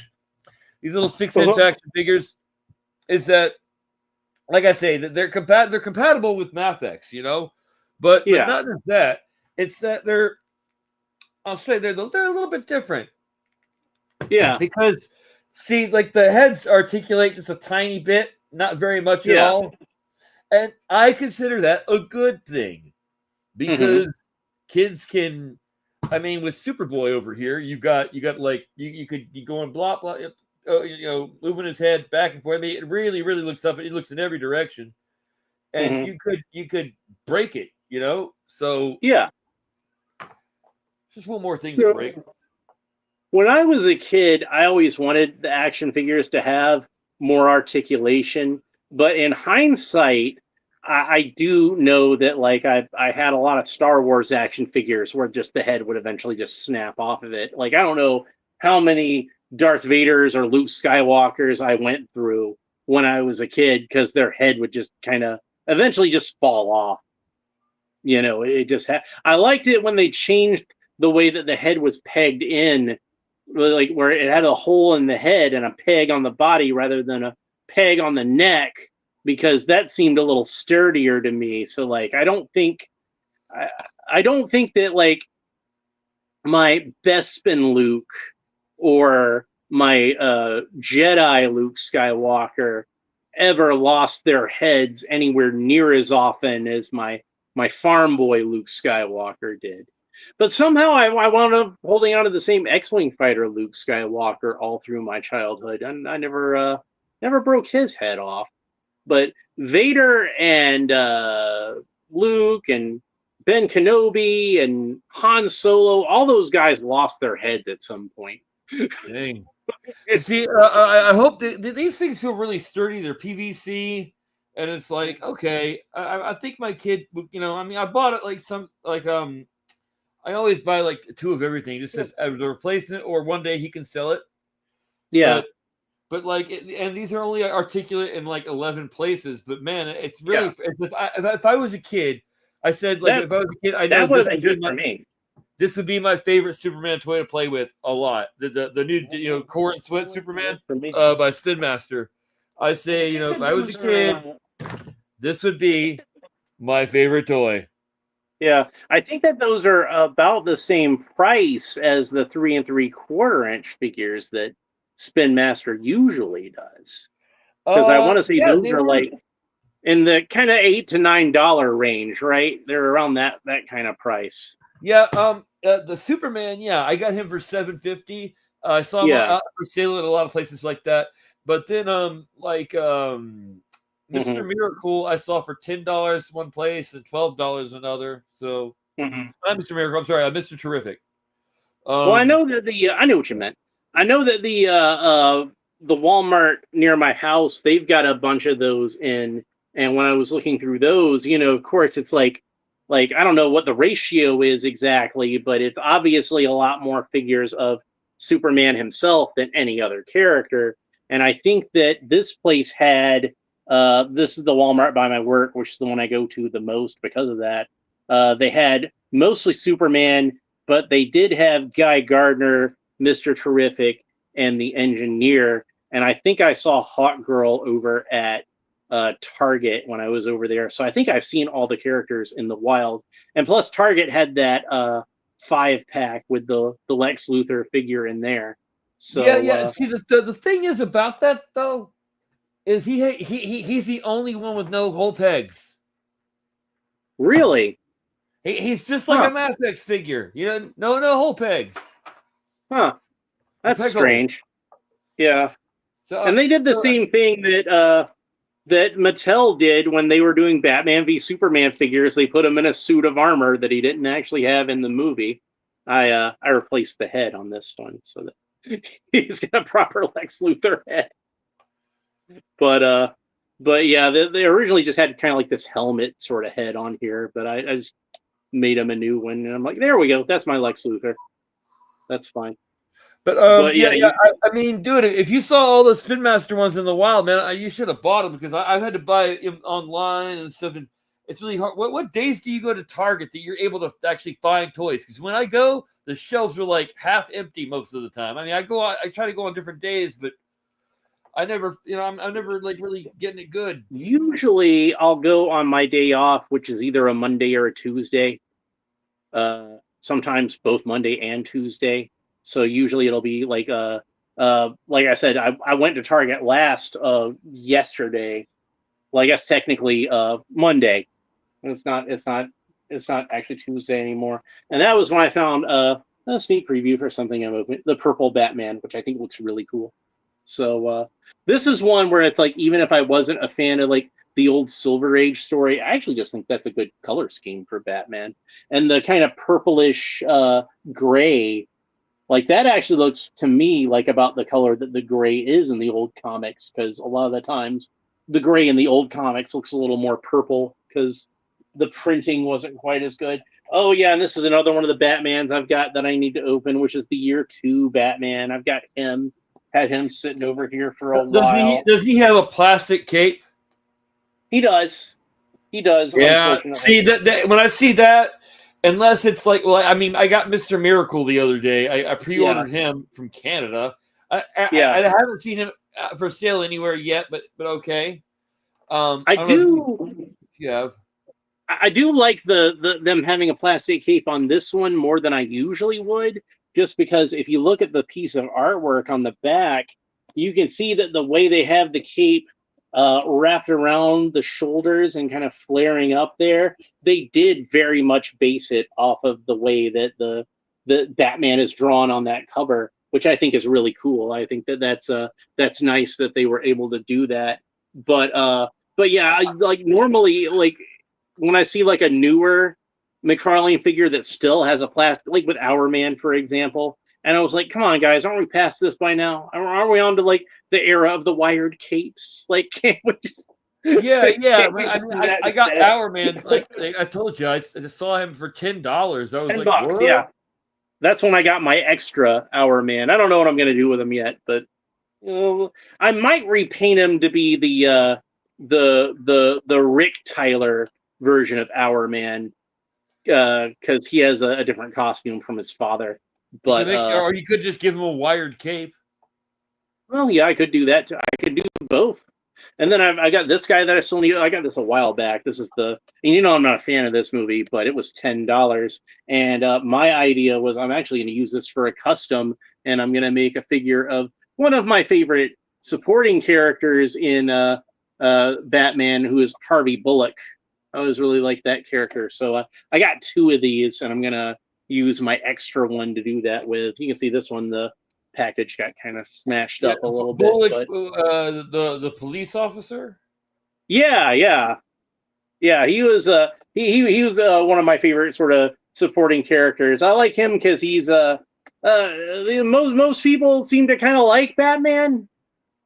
You know, obviously because Batman's cool. You know, why wouldn't you like Batman? But he doesn't, and I think that's interesting. They got like a little bit of a friction there, and eventually he does kind of come around and becomes a bit more supportive of Batman after a while. But that arc I think is kind of interesting, and like Batman doesn't really like Bullock either, but they kind of eventually grow like kind of a grudging I don't know if they really become friends, but like a grudging sort of respect for one another, which I kind of like. And I always thought he was a cool character. But yeah, that was kind of why I thought he was kind of a cool character. But most versions of Bullock are kind of like stalwart, uncorruptible cops, even with their sort of being kind of rough around the edges, but still he's a good guy. He's a good cop. But in the original pre-Crisis version, it wasn't like that. He actually was a corrupt cop that was the mayor had put him with Gordon to kind of, as an assistant, to kind of stymie him a little bit. And when Gordon wound up having his heart attack, Bullock felt guilty about it, and he cleaned up his act, and that was when he became a good cop. So I just thought he was a really interesting character. And when I saw this for $10, I was like, he's kind of a portly guy in a trench coat. I think I can make that work. So I've got a head to print out for that, because somebody actually made a Bullock head. So I don't know if they saw a bunch of $10 penguins sitting around and thought that'd be a good thing to do with one, like I did. But happy coincidence. I was pretty pleased about that. So that's some of the stuff that's going to be upcoming on my channel. We're going to be getting into some of this Batman stuff. But next episode, I'm going to be doing Doomsday, the Kryptonite Doomsday. And then I guess we'll go ahead and open up these Ninja Turtles figures that I've been needing to open up. I got the Casey Jones figure marked down at Walmart a while back, and then this one I got off a Big Bad Toy Store. So I'm really excited about these. I don't really open enough Ninja Turtle stuff. I should probably try to see if I can find some more stuff just so I can open up more Ninja Turtle stuff. I did really enjoy talking about the Turtles of Grayskull when I was opening those up. Those figures were a lot of fun. I really liked those. I mean, me and the common nerd just don't understand that. Like, as a kid, I would not have enjoyed that, but I'm glad you did, because yeah, I mean, I'm never dogging anybody enjoying something. Did you ever get these? No, but that looks cool. I think I saw one that was in the store, but I didn't get it. That's the Playmates ones. Yeah, and the trench coat is actually cool. cloth and everything. I mean, it looks like it's made by NECA, but it's not. Those are really cool. I had the animated ones that they did a while back in that scale, but I never got around to getting the movie ones. So I didn't get the original movie ones, and I didn't get the trench coat Raphael, which I probably should have. I'm gonna regret that now. I thought it would just look neat, because I have a little Ninja Turtle shelf, and I have like the original toys, like in box, and I thought that would be neat to put them next to the movie version in the trench coat. All of them. Yeah, I think my thing is that like if I'm gonna have one of the boys, I want to have all of the boys, and I don't want to get stuck having like three. But I don't want to get stuck having three Ninja Turtles and missing the fourth one. That's something that like I always worry about when I see new Ninja Turtles figures. So I'm like, okay, I gotta buy all four of them at once, or I'm just not gonna get them. Yeah, I had a little hard time finding Raphael, because I think that's the only Raphael I have. I've got an extra Michelangelo and an extra Donatello, but I haven't opened any of them, because I just like. I mean, I why? and Raph is my favorite. Like I'm of the opinion that obviously you can love all four of them, but nobody loves all four of them equally. Correct. My thing that I always say is you got to have a fourth favorite Ninja Turtle. That's just how it is. So it's like basically my way of saying don't feel bad for having favorites. It's you're always going to have preferences. That's how that's going to work out. I mean, And I like Leonardo, but like for me, he kind of comes in last because he's so. I yeah. mean, See, exactly. And it's not that you dislike Leonardo. You don't like him as much as say your third favorite Ninja Turtle, and you don't like like that one quite as much Michelangelo as is so fun, and Raphael is kind of a jerk, and like yeah. Donatello's making stuff. Well, what's Leonardo doing? Well, I got I, swords. I don't think there's a wrong answer to who's your favorite Ninja Turtle and who's your favorite least Yeah, favorite and all that. I prefer to say fourth favorite because I like them all. yeah. But it tells you an awful lot about your personality. So Raphael is my most favorite, and then I like Leonardo, and then Donatello, and then Michelangelo. And I like Raphael the best because that's the one I most identify with. And then I think I like Leonardo the next because I like how he interacts with Raphael. And I think that like they have like a really good chemistry together, this sort of love hate relationship. Well, And I just, they both want to be the leader. it's got a lot of drama to it. And the thing is, like, I think deep down, Raphael realizes that Leonardo is, the one who's best suited to be the leader, but his pride won't let him admit that. You know what I mean? And it's like kind of even though there's that friction there, he loves his brother very much, but that just kind of adds to the whole frustration. It kind of feeds into it, so that's why they have that kind of back and forth that they have. And I kind of like to think that they all have like their own sort of interpersonal dynamic with each of the other ones that's unique to that one. And Leonardo is probably actually the one that he's closest to, but he would never admit that. And then after that, Michelangelo is because Michelangelo is the baby brother, so they all love Michelangelo and they're all very protective of Michelangelo. And then Donatello is, kind of the smart one, and he's a little more aloof, I think, in a lot of ways. He's And busy. yeah, exactly. And he like, he's kind of always thinking about something. He's kind of always working through something in his head, and I think that he's kind of like the middle brother.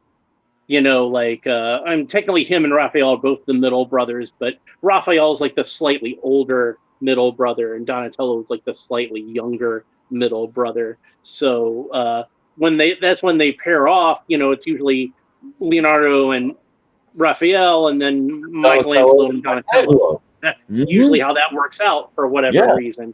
So but I love all four of them and the way that they all kind of like work together as a unit.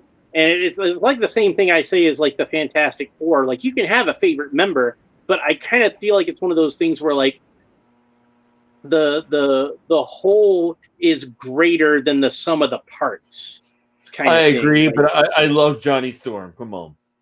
yeah, and again, somebody's got to be like your fourth favorite member of the Fantastic Four.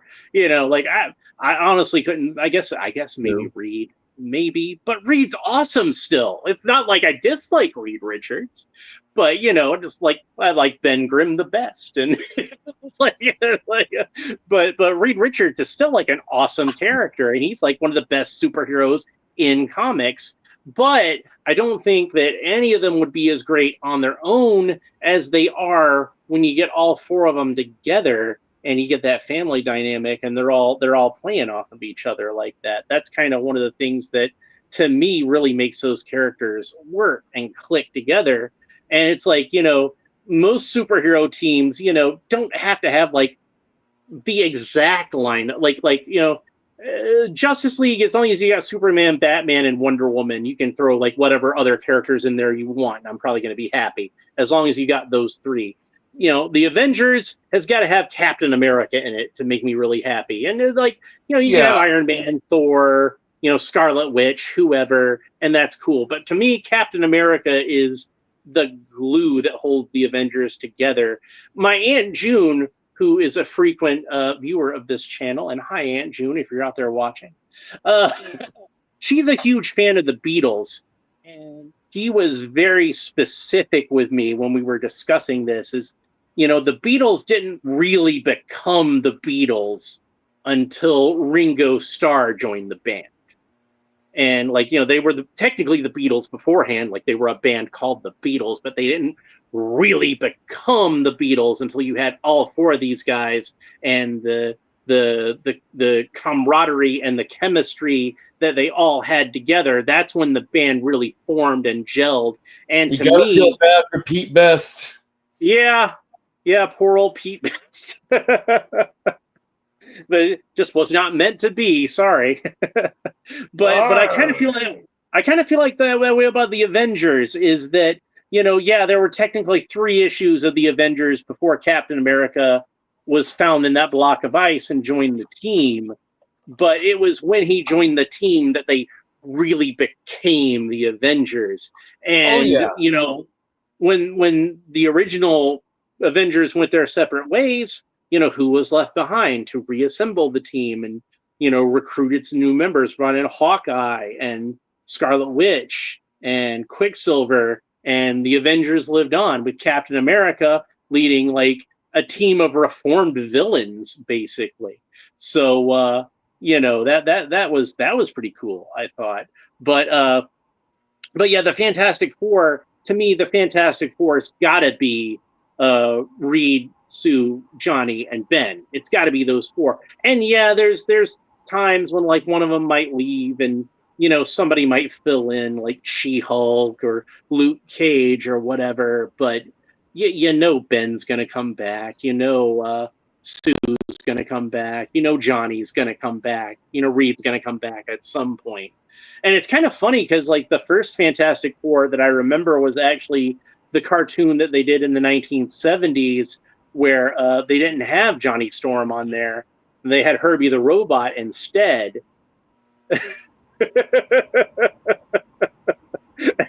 And that was because a lot of people think it was because they were afraid that kids would set themselves on fire when they saw the Human Torch. But no, the real reason was they had him licensed to Universal to use a live action Human Torch TV series, and that never came together. But it still was still was the licensing issues was the holdup with that's why they weren't able to have the Human Torch on that Fantastic Four cartoon.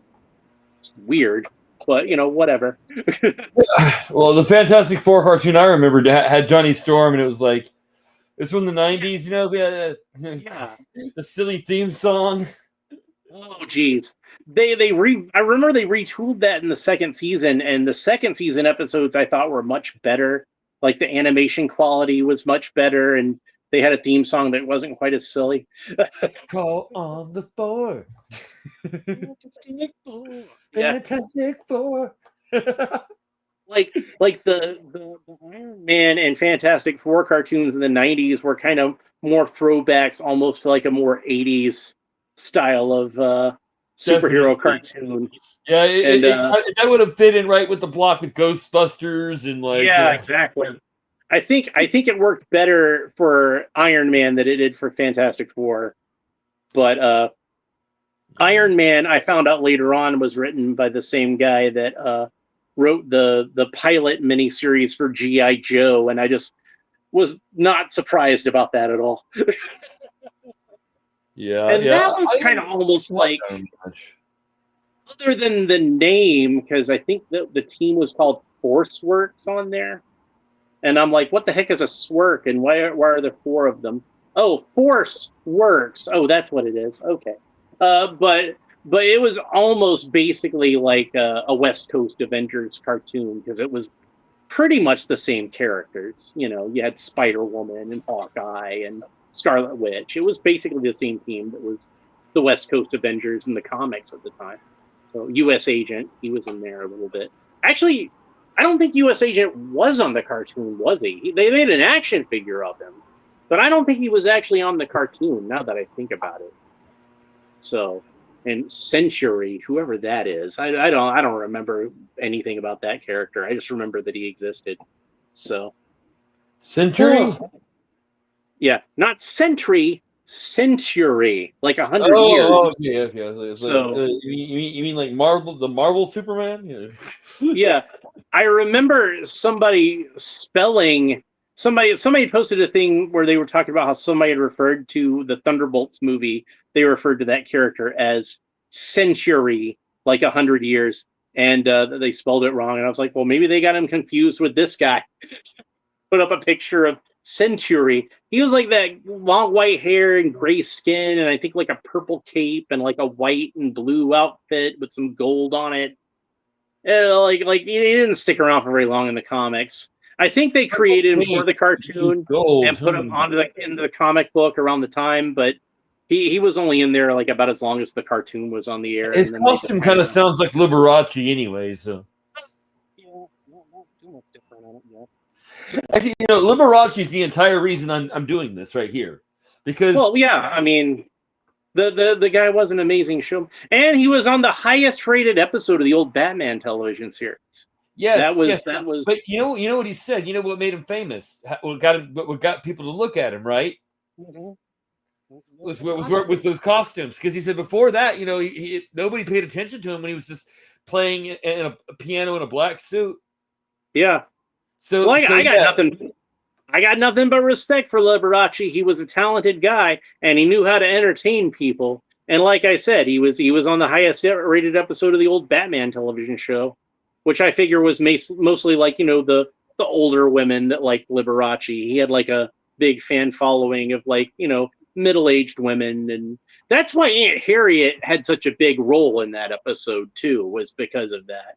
So it's kind of a joke. That's one of the reasons I really like that episode, is because I like Aunt Harriet, and that's an episode where she gets to actually do some stuff. So that's fun. So yeah, well, I mean, have you seen the movie with Michael Douglas and Ben Affleck? Oh yeah, like Matt Damon. Yeah, I remember seeing that like a while back. Yeah, Matt Damon. Sorry, they're buddies. Yeah, yeah. yeah. Yeah, I saw that. Like it was when it was a new movie, so it's been like a long time. But dude, Michael Douglas just like vanished into that character. I didn't know he was capable of doing that kind of acting. You know what I mean? Like playing a character like that. I mean, like I'm not trying to disrespect Michael Douglas as an actor, who obviously is a guy who's had like a huge career and been very successful. But like Michael Douglas is kind of like where they say there's two kinds of actors, and there's the kind of actor that pretends they're another character, and there's the kind of actor that pretends another character is them.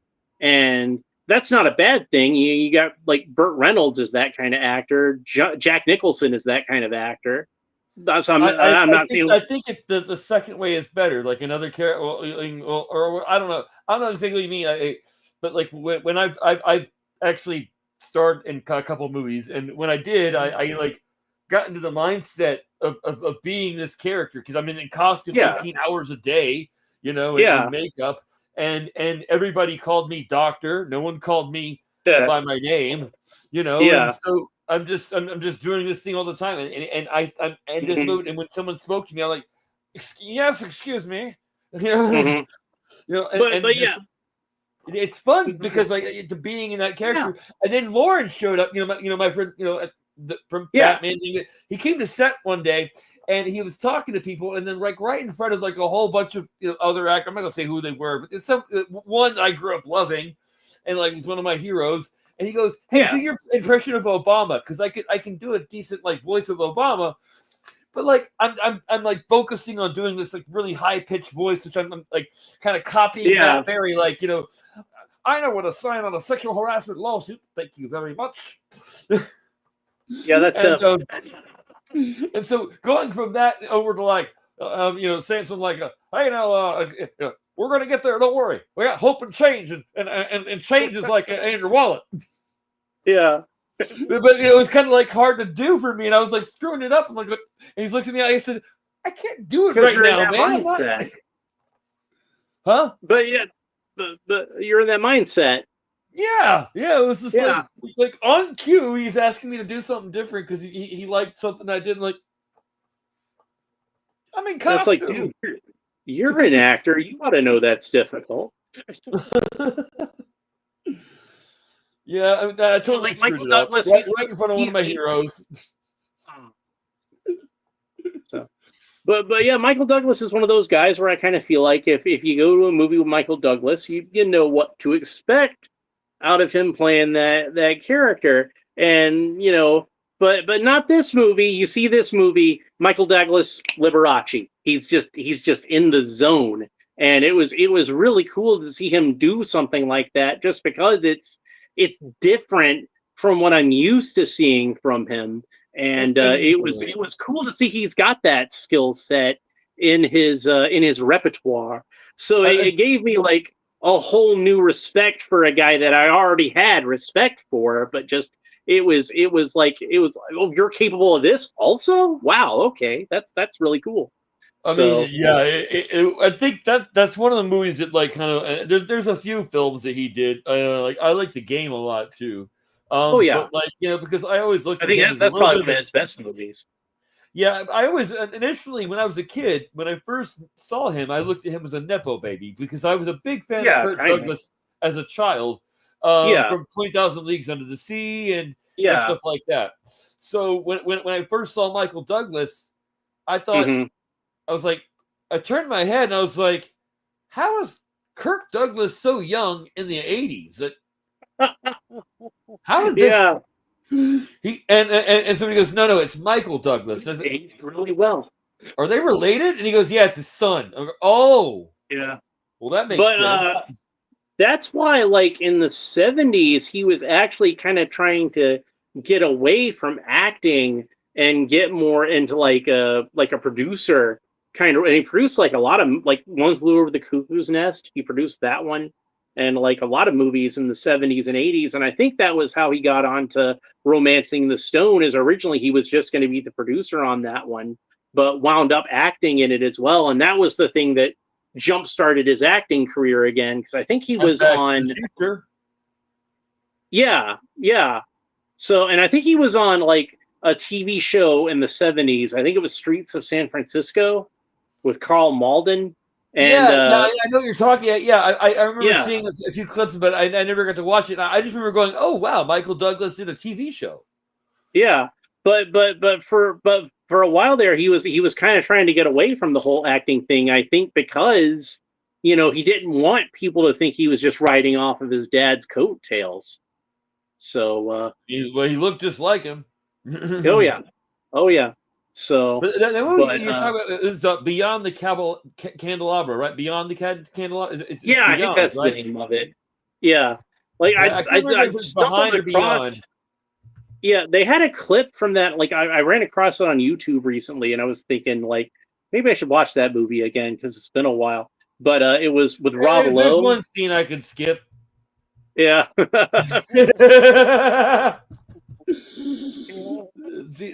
Yeah. Forward through this But the rest of it is good. scene with Rob Lowe where he's playing the plastic surgeon, and he's like his face. I don't know what they did to his face with the makeup, but he looked all Botox, like his face is all like this. And Rob Lowe is another one where it's like that guy is like such a great actor. He's good in everything that I see him in, and he's always good at playing these kind of like kind of weird, kind of smarmy kind of characters. Like we talked about Thank You for Smoking Oh before, yeah. and how much I love that movie, and he's so awesome in that. Where where he's calling him up on the phone at like 2 o'clock in the morning, and he's yeah, I just got off the phone with Japan. Do you know what time it is in Japan? 6 o'clock tomorrow. It's the future, Nick. Like that whole thing. He's so good at that kind of thing. But where he's talking about, well, we'll have to, if we're going to put the cigarettes in the movie, we'll have to do it in the future. Well, why in the future? After the whole health thing blows over, we'll have him smoking cigarettes on the space station. well, wouldn't the cigarettes explode in an all oxygen environment? Yeah, but it's a science fiction movie. We just, thank God we invented the, whatever device. Well, is the space station all oxygen? I thought it was like a good percent nitrogen, because if you're in 100% oxygen all the time, that's gonna cause problems It's after certainly enough a you don't want while. to smoke on a space station. Let's. Well, you don't. Yeah, you don't. But I mean, like, if you're in 100% oxygen all the time, that's a problem, because I have an oxygen concentrator, so. Yeah, there's all kinds of reasons you wouldn't want to smoke on a space station. No, but but sometimes I think it's pretty good just for health purposes. I'll sit down and I have like an oxygen concentrator, and I'll just breathe pure oxygen yeah, for a while, or not yeah, 91% oxygen really, and yeah, that's that's a few atmospheres worth of oxygen. I yeah. think it's pretty good for this. I don't know. I just feel like it might be good for me. I mean, can't hurt. I couldn't hurt. Yeah, well, it's like you're supposed to breathe oxygen, so there you go. Well, one So, of the but things like recovering with your cells and like muscle, like working out and stuff. One of the reasons you get tired is you're exhausting the muscle cell, and it needs oxygen and stuff. And makes sense. so, like, I noticed, like, if I were to work out and I'm doing pure oxygen, I have just a tad bit more endurance. I can push just a little bit further. That makes sense. So, give you that little bit of extra boost.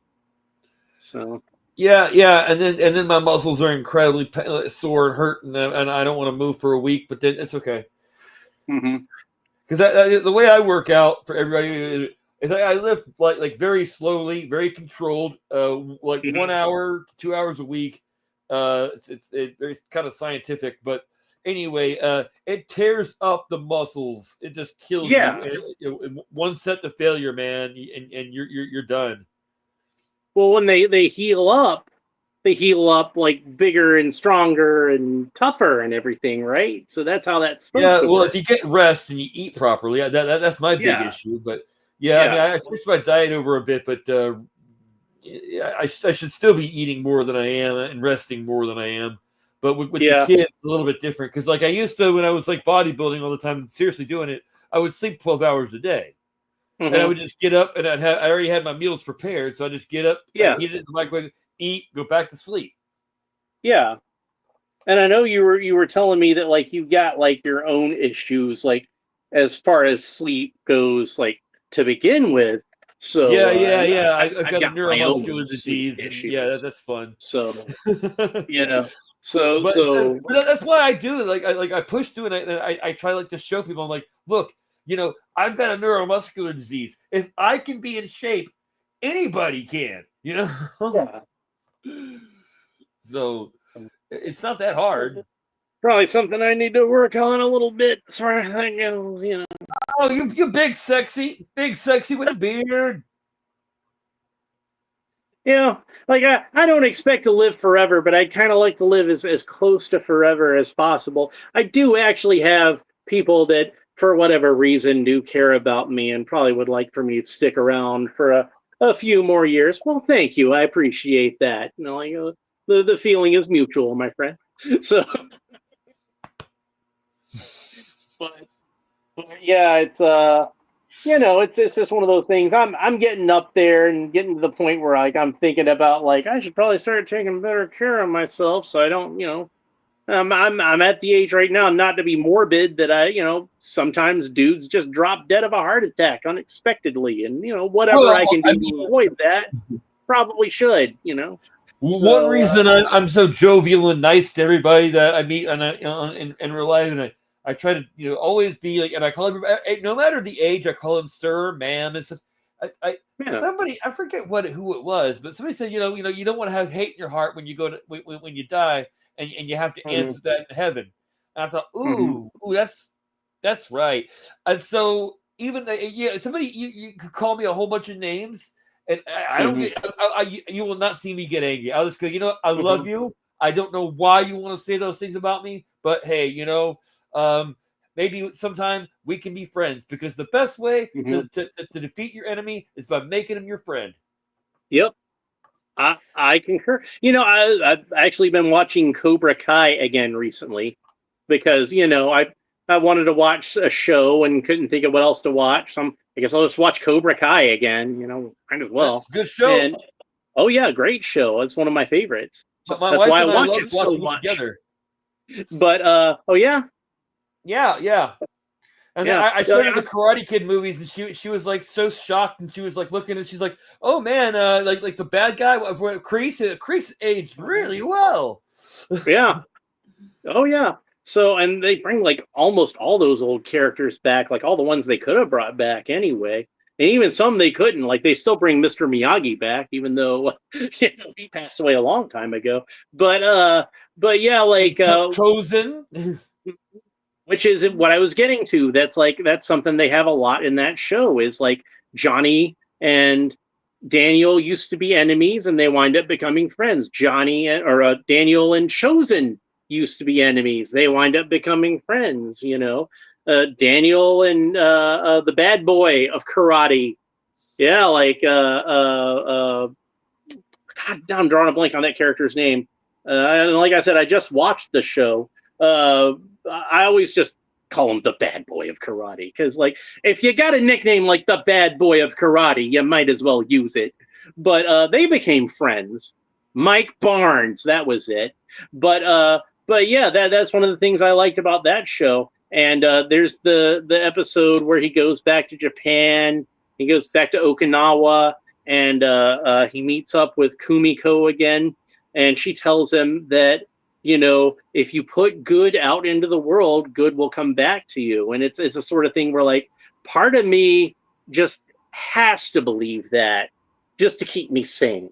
You know what I mean? Yeah, and Like, that's not karma. Don't get that confused. Karma is calculated after you die. That's post-death. yeah, So what yeah, you do now, all the good things now, that's for your next life.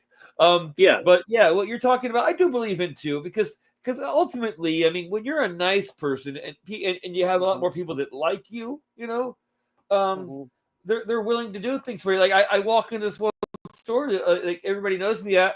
Everybody waves. Everybody waves at mhm, me and says, "Hey, how you doing, man?" And because I'm so polite to them, and mhm, I call them by name, and hey, mhm. and a lot of sometimes I'll say like, they're like even like Tom, I'll say, "Hey, Mr. Tom, how you doing?" Just that's just how I am, Oh and yeah, it works oh out yeah, really well. Because I used to not be that way, okay? I used to kind of be a little yeah. bit more angry and There's a reason that on this channel I try to put forth, even when I'm being critical about something, I try to put forth as much positivity as I possibly can because I do want this channel to be a place of positivity.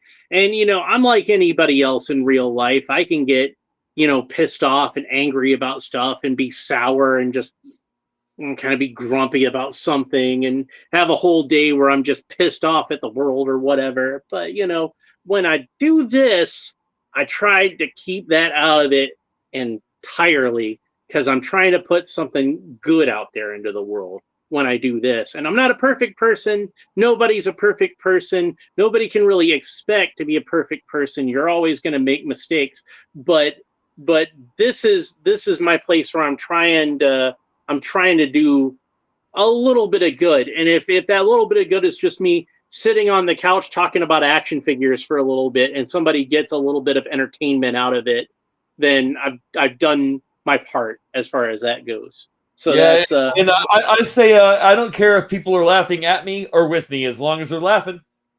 yeah, yeah, exactly. So there you go.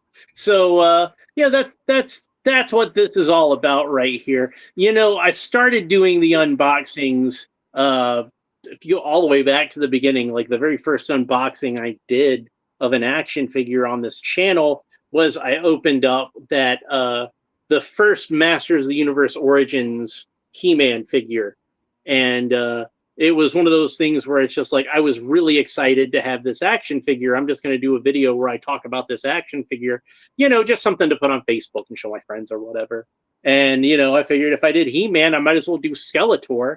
And I just kind of figured, you know what? I'm having fun doing this. Why don't I just, every action figure I open, I'll do a video of it. And for the most part, that's what it's been. I've probably 99.9% of the action figures I've bought since I started doing this show, I've opened on this channel, and the ones I haven't, it's usually like something where it's like either it's going to be custom fodder, and I've already opened it on the channel, so there's no point in opening it again, or very very rarely and very seldomly, but it's at least once or twice it's happened where I'm just like, I'm not really interested in talking about this. Like I have nothing to say about it really, so we'll just skip a video for this one. The reason I started doing some of these is like, and it's because I was building this studio here, you know, and I was setting all this stuff up. It looks like an art comic book shop, it's a collective shop here. I mean, because there's so many things that are out of box and in box, and they're old and new and all sorts of stuff. I mean, like, I've got the 1989 entire collection from Toy Biz right behind me. Yeah, you know, things like that. And so because I knew I was having a kid. Unfortunately, it didn't work out the first time. But then, you know, my wife did get pregnant, and we with the boy, and I was like, oh yeah, oh, okay. And then it just kind of went a little bit like wild. I mean, he has every superpowers toy, not just like out of the box. He has like everyone in the package, waiting for him. You know, and some more multiples. But, you know, I kind of did it that way because, like, I do want to do some more entertainment geared stuff. I mean, like, out of everybody out there in the media, my channel was the first person to report that He-Man was being made into a movie because it wasn't reported. I live in Hollywood, and when Barbie became a hit that week, people were like instantly talking about He-Man, and like people were like bidding on He-Man. And so like I heard like one of my buddies goes, dude, it's like it's an instant bidding war, like and it was only like I think a month or a couple months after Netflix had dropped it, and they had spent like $30 million on it, right? And for pre-production, and that went nowhere. So so when I heard it was in a bidding war, like most attempts at doing a He-Man movie since the 90s just have gone nowhere. You know, I worked on one with Joel Silver in 2007, 2008, and it with Warner Brothers, and then it got sold to Sony. I mean, I got ginormous for that thing. I got so that Warner Brothers would take me over to Morton's like steakhouse, which is this really nice steakhouse, and I would eat every single thing on the menu. In one sitting, because I was just so big and I was working out so like hard, and I mean, because at one point in time I was you know, shit, I was leg pressing like 1,500 to 2,000 pounds. I can't remember. It was more than the machine could take actually, because I used to have my friends sit on top of the leg press machine and hold weights. Now, if they do it right, very knock on wood right now. If they do it right, I think it could have the potential to maybe be almost like the boys' equivalent of what Barbie was for the girls. I don't think it would be quite as big, just because Barbie is so huge in the culture. But I think she's a 12-inch figure. Yeah, well, you know, taller than He-Man already, but yeah. But you know what I mean is that, like, you know, like Barbie kind of permeates it in a way that, like, I don't think there's any other toy that's really permeated the popular culture the way Barbie has. Well, like, yeah, because you got a Barbie for like every kind of thing you can think of. Like, like I said, there's even a She-Ra Barbie, which I am going to get. Oh yeah, but it is the sort of thing where I could see like people my age and your age, you know, who grew up with the original He-Man, and you know, even kids that played with the 2000X He-Man. They're probably about the right age now that they've got kids, and some people our age even have grandkids at this point. And I could see them taking their kids to the theater. This was like my favorite cartoon when I was a kid. This was my favorite toy. We're gonna watch this movie. Hopefully, it'll be a lot of fun, and it could be something that like generations of, you know, I'm gonna say kids, but some of these kids are grown up kids like me and you. Well, I mean, like my friend has a daughter that just won a scholarship for college, and we were in the same class. Okay, so I'm like, oh, I feel so old. Yeah, it happens. So like I've seen like friends of mine that like I haven't seen them like in real life in like 10, 15 years, and I'll see them on Facebook with like, oh, here's my kid about to graduate from high school, and I'm like, wow, okay. Last time Oh, I saw that kid, he was in a stroller. It's like, exactly. I'm friends with this one guy named Justin, and his little brother who is like I can't remember how old he was when I was hanging out with Justin, because I was about like 11 or something. So mhm, Chris must have been like 3 or 4, or he was quite a little kid, and he was kind of like this little mhm. annoying like toddler kid. And the other Yeah. day I was looking on Facebook, which I don't usually do, and I was just looking and I saw Justin said, I saw Chris had a kid, and I saw he's like this big guy, this big burly guy with a beard, and like he's got a baby, like, you were a toddler. Yeah. And now you're all huge. Like what happened? Yeah, and You he blinked looks your just eye, like and his all of a dad. sudden. He looks just like his dad, who was my baseball coach. Mhm. With this big, like, kind of overweight guy, with big burly guy, big beard. And I go, dang, you could look just like your dad. Well, I saw a while back when I was over at my mom's house. I saw a picture of one of my nephews with his dad, and I was like, "Man, he sure has gotten tall." And then I realized, oh wait, that's not the older nephew. That's the younger nephew. So the older one's even taller than that. But they're growing like weeds. I think one of them's like at least almost as tall as I am now, and he's only like I think like 12. It's hard for me to keep track of how old these kids are nowadays because they growing up so fast. But he's getting huge, and Yeah, like he's still really skinny. It's like you just took him and stretched him out like he was made out of silly putty or something. I'm not trying to make fun of the kid. I'm sure he's going to fill out when he gets older, but it's the sort of thing where like he's growing up more than he's growing out at this point. So he's well, very, yeah, I very mean, tall, very lean. yeah, it's all depending on a few things, but yeah, sometimes you have Yeah. these growth spurts where your body's in such a state of hyperplasia with bones Hmm.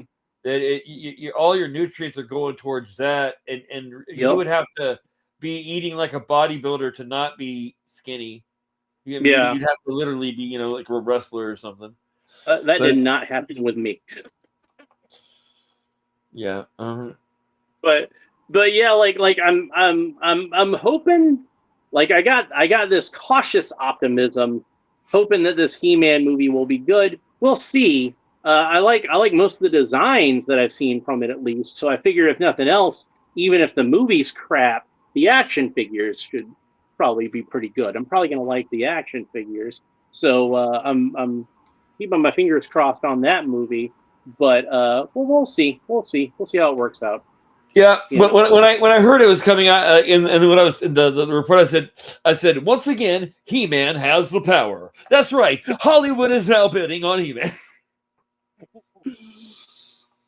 I got a little silly and about and it, it's what but I like I said, since they like and yourself because you were in one of them. Hollywood's been trying to do a He-Man movie since the '90s, and none of them got off the ground. So when they announced this newest one, I'm like, yeah, we'll see. I'll see how well that works out. And lo and behold, I'm eating some crow right now because they actually do have it coming out now. Oh well, they're actually shooting it.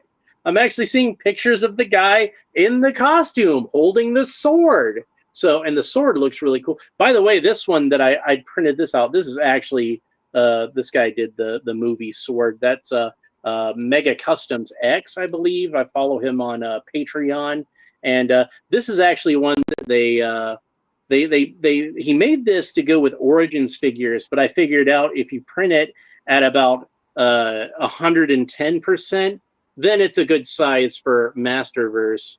And this He-Man actually didn't come with a sword, so I'm like, well, he's got a sword now. oh But I've, wow, I've been that's printing. weird. Oh yeah. I'm actually So I might have a copy of I'm gonna a swordsmith I was talking to recently, like for like $500 or something. He said he could make me a sword like the '87 Masters of the Universe. Ah, nice. And I saw one that he had made, and he goes, "I really like making that sword. So if anytime you're ready, I'll make it because I Yeah, enjoy doing it." I'm like, there you go. all right. And I mean, and like it's like really, I could swing that sucker. Oh boy, that's a real weapon. I mean, it's got a good metal hilt. So And see, I made a purple one for Skeletor also. This Skeletor didn't come with a sword because that's the one that came with the big fancy throne. yeah, and But he I doesn't know come with I a sword. this is the thing about Entertainment Earth drives me nuts. I Mhm. pre-ordered that with Entertainment Earth, and they canceled my order. And I've had like 5 orders canceled with them.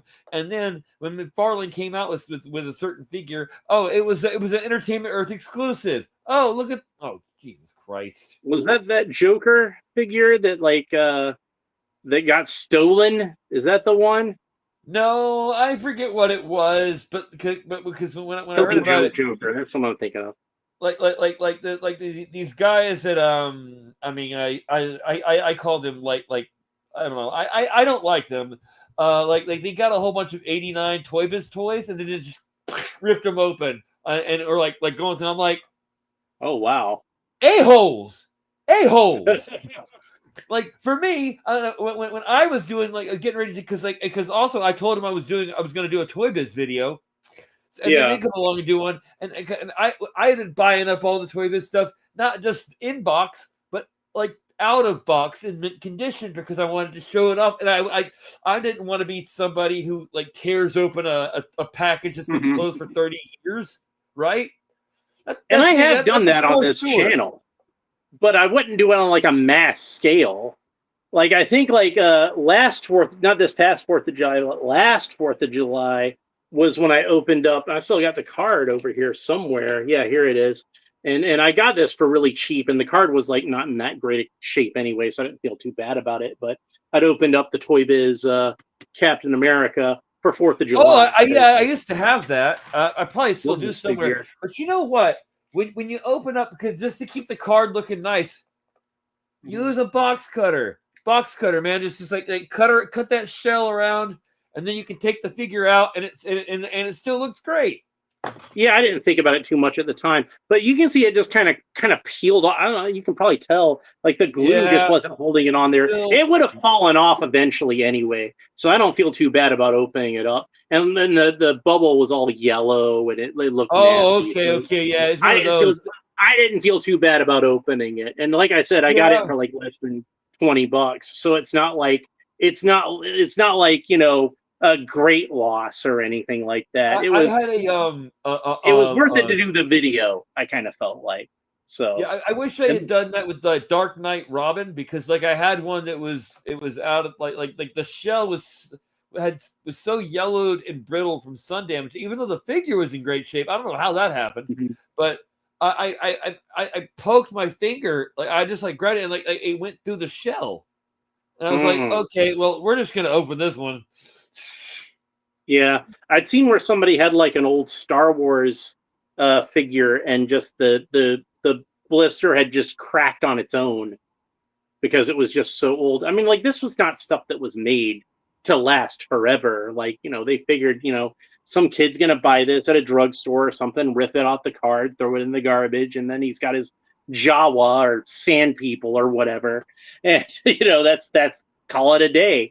But it's like it gets to the point where I guess a lot of this stuff is just like, since it's not made to last forever, it's just eventually gonna biodegrade and yellow and crack, and that's just the way of things. So you just gotta Yeah, I kind mean they make them a bit better now, but still, of it's because they like know I. people are collectors, but it's Mhm, also that's why I keep things in like not too dry of a space, like mhm. 40% humidity to You 20% gotta 25%, maintain like the right humidity and the right temperature and all this and I kind keep of them in the stuff. dark.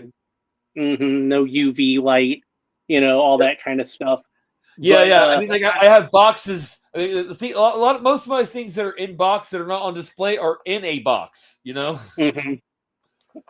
But it's like I know a lot of guys that collect like vintage GI, like I'm talking the 1960s Oh type yeah, GI the Joe ones that are stuff, like and yeah. they were talking about the Frogman outfit, which was actually made from like inner tubes of tires. It was made from the same material.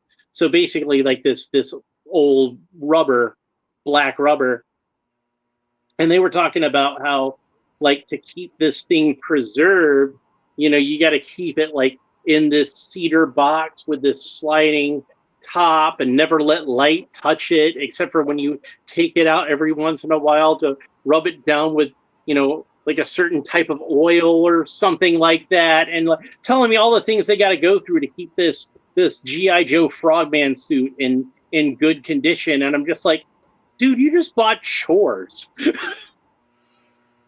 Yeah, You I know mean, what I mean? one of my friends, he's right. He goes, man, like if I had all that, I would just call those dust collectors. And I'm like, Yeah. oh, yeah, And it's yeah, like, they do. God, I got, you got to come in here and dust this room off all the time. and I get that it's like a cool toy to have and everything like that. And I'm glad you got it, and I'm glad it brings you joy. I really am. But it's just the sort of thing where it's like, to me, owning something like that, it's just a responsibility at that point. And if anything ever happened to my pristine GI Joe Frogman outfit, I would just feel like I let the entire GI Joe collecting community down. You know what I mean? Yeah, Like that. yeah, because there's only so many. It's like, Yeah, but yeah, and I know what you mean. And there are some things that yeah, you could put not this is armor all on them, and stuff like that. They mhm, try to help prevent some, getting too, because a lot of stuff does just get dry and rot out, just dry rot. mhm. And like for me, who's more of an '80s GI Joe guy, it's like that with the O rings. A lot of the times you get a figure and the O rings loose, the O rings, kind of dry rotted or whatever. And a lot of the times I got to figure I got to replace the O ring in. And one of the ones that was like, it was really sad to me was when the O ring Shockwave, which is one of my favorite. He's a more obscure GI Joe character, but he's one of my favorites. I love Shockwave. But my Shockwave figure, the O-ring started to get kind of loose in him, and I'm like, well, guess it's time to replace that O-ring. And that was when I noticed that the screw was all rusted out and the head of the screw was stripped. And I'm like, I'm not going to be able to get this guy apart.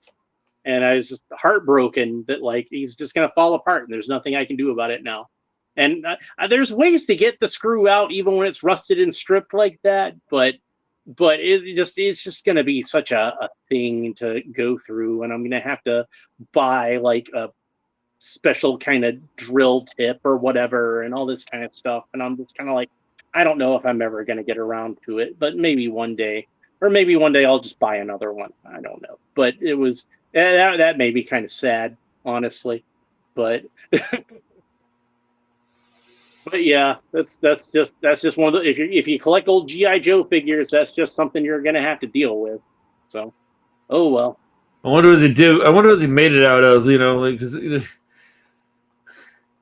I mean, not the suit, but the plastic back then. Like, I wonder if it was like Bakelite or something. Oh, good question. So, It was but now it seems like they use PVC for everything. oh yeah.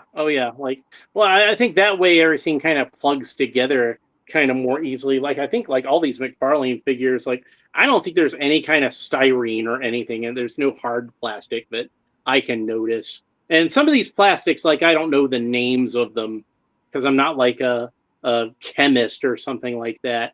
But I have plastic, like I call it hard plastic and soft plastic and waxy plastic. Which waxy plastic, that's the stuff like usually accessories or like the joints on the action figures, and I just call it. So to me, it feels kind of waxy, but that's the one where like glue doesn't stick to it, paint doesn't stick to it, nothing sticks to it.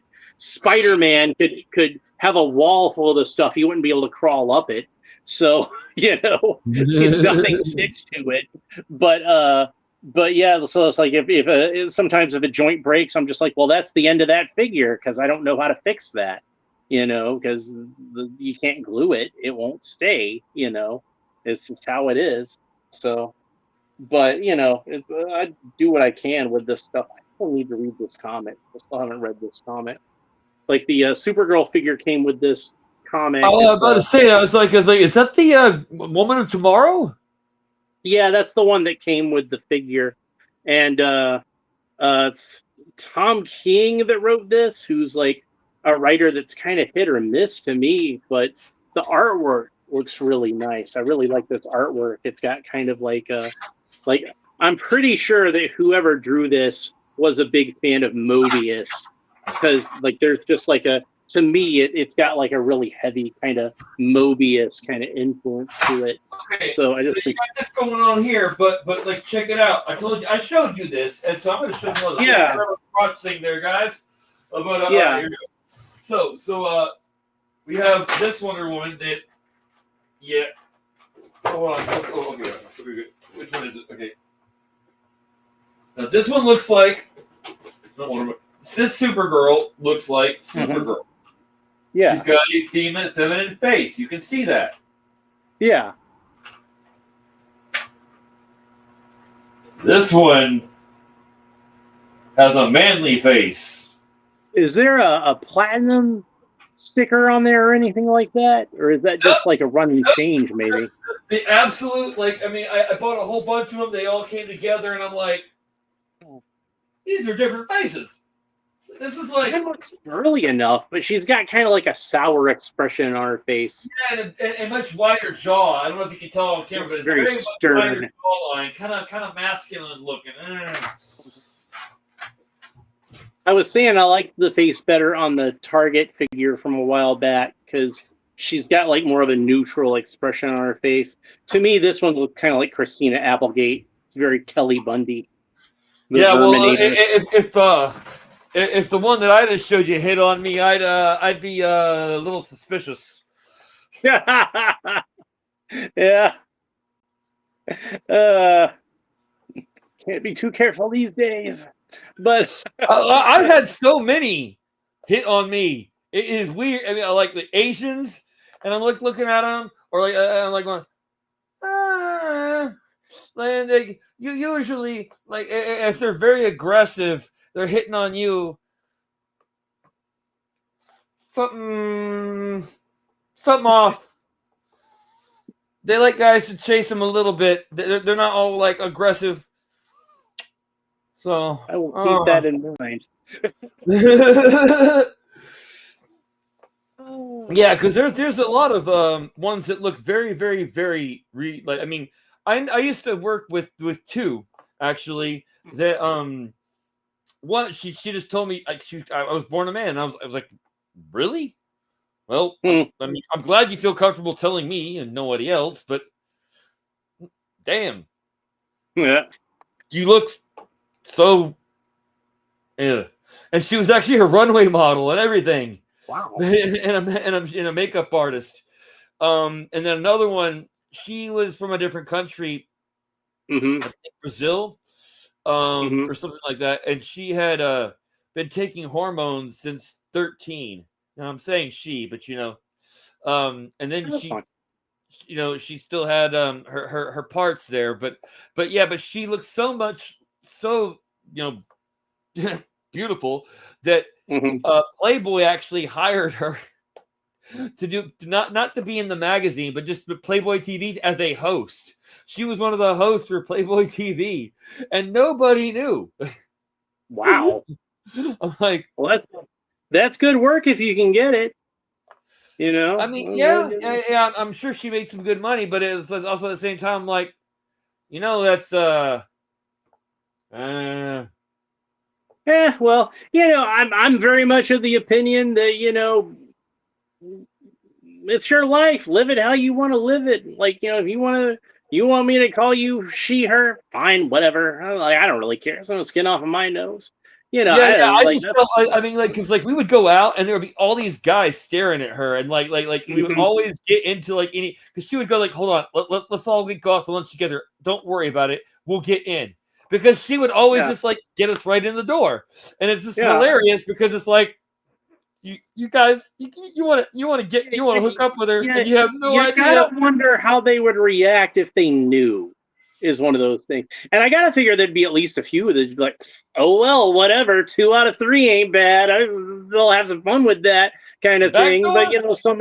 some other dudes would be kind of squicked out by it. And like I kind of feel like, if you're comfortable with it, that's cool. If you're not comfortable with it, hey, that's cool too. You can't really I mean, like for me, like something I like say, that. like for me, it's kind of like it's like He-Man Revelations. It's like, well, if you enjoyed it, good for you, because or The Last Jedi. If you enjoyed it, I'm happy for you. I don't like it. I did enjoy the He-Man cartoon. I did not enjoy The Last Jedi. But the He-Man cartoon, like, I don't know if we discussed this before, I kind of feel like I think people would have liked it more if they'd have marketed it differently. And I think the main mistake they made. Show. Yeah. Yeah, well, see, this is what they should have done. This is what I think Kevin Smith did when he made this show. Hold up a second. Why was like? Because like my wife and I were looking at it, and I just said, "Hey, look at this," and I put my hand over Tila's face, and she's like, "Yeah, that's a man. That's a man's body." Part of that was the outfit too, because like there was one of those outfits where like she had the breastplate that just pushed everything in. And like, whatever. But then she's got those big arms. But I mean, like, she's a He-Man character. Like, the figures my arms. I mean, they were like, Jesus. I'm a little flat right now because it's late, but still. Yeah, but yeah, like, they had that trailer where it's just like the whole trailer is He-Man doing He-Man stuff, and it's all stuff from like the first episode. So a lot of people tuned into it thinking they're going to see He-Man doing He-Man stuff, and then he dies in the first episode. So what I think happened is when Kevin Smith did the show, he's a big comic book guy. He's a big Superman fan. He wrote a Superman screenplay. The Superman screenplay was based on the death of Superman. So I think when he looked at He-Man, he was looking at He-Man, not a character he was particularly familiar with, and was thinking, well, he's kind of like Superman in a lot of ways. Prince Adam is kind of like Clark Kent. He's like the most powerful man in the universe. He's like a Superman type character. What if I did Death of Superman, but with He-Man? And that would be really cool. And I think if they'd have marketed it that way, if they'd have had a trailer where like, it's like he's protected Eternia for decades, but what happens when He-Man dies? And they'd have sold the show that way, then people would have been kind of intrigued by that and been like, oh yeah, what if a death of He-Man? They're going to kill off He-Man. This should be awesome. Like, I really do wish she would have written Tila a bit differently, though. I mean, because like she comes off as a total spoiled brat in the first episode. It's like, it's like, why? Why would you get upset over like certain things you're being? I think it's because they wanted. I think it's because they wanted to give her an arc where like she's trying not to be Tila anymore. And I will say that I kind of feel like they overdid it a bit. But when she gets back into the swing of things of being Tila, then I think they actually did a pretty good job. Once she accepts her role and really kind of becomes Tila again, because most of it she's a Tila that doesn't really want to be Tila anymore, if that makes sense. That's why she's got that outfit, which I don't really like that design, but I understand it in the context of the story. Yeah, you notice I don't have an action figure of that version because I don't really like that design. And I had every other version of Tila that they made in this line. I had this one, and I have the snake version, and I have the bird version. And if they did her in the end of the series, I'd have that one too, but they haven't yet. But it's one of those things where it's like, I kind of feel like there's certain things about that show that they could have done it better. But I think overall it worked out really well. And I will see the last third of it, the revolution part of it, that was the part that I thought was actually the best. And that's the one where they really get into more like the He-Man type of action to it, because then he's back in the swing of things. So you think I should watch Revolution? Yeah, yeah. Like I said, I liked that show. I thought it was pretty good. Right. I thought there were certain things I would have done differently.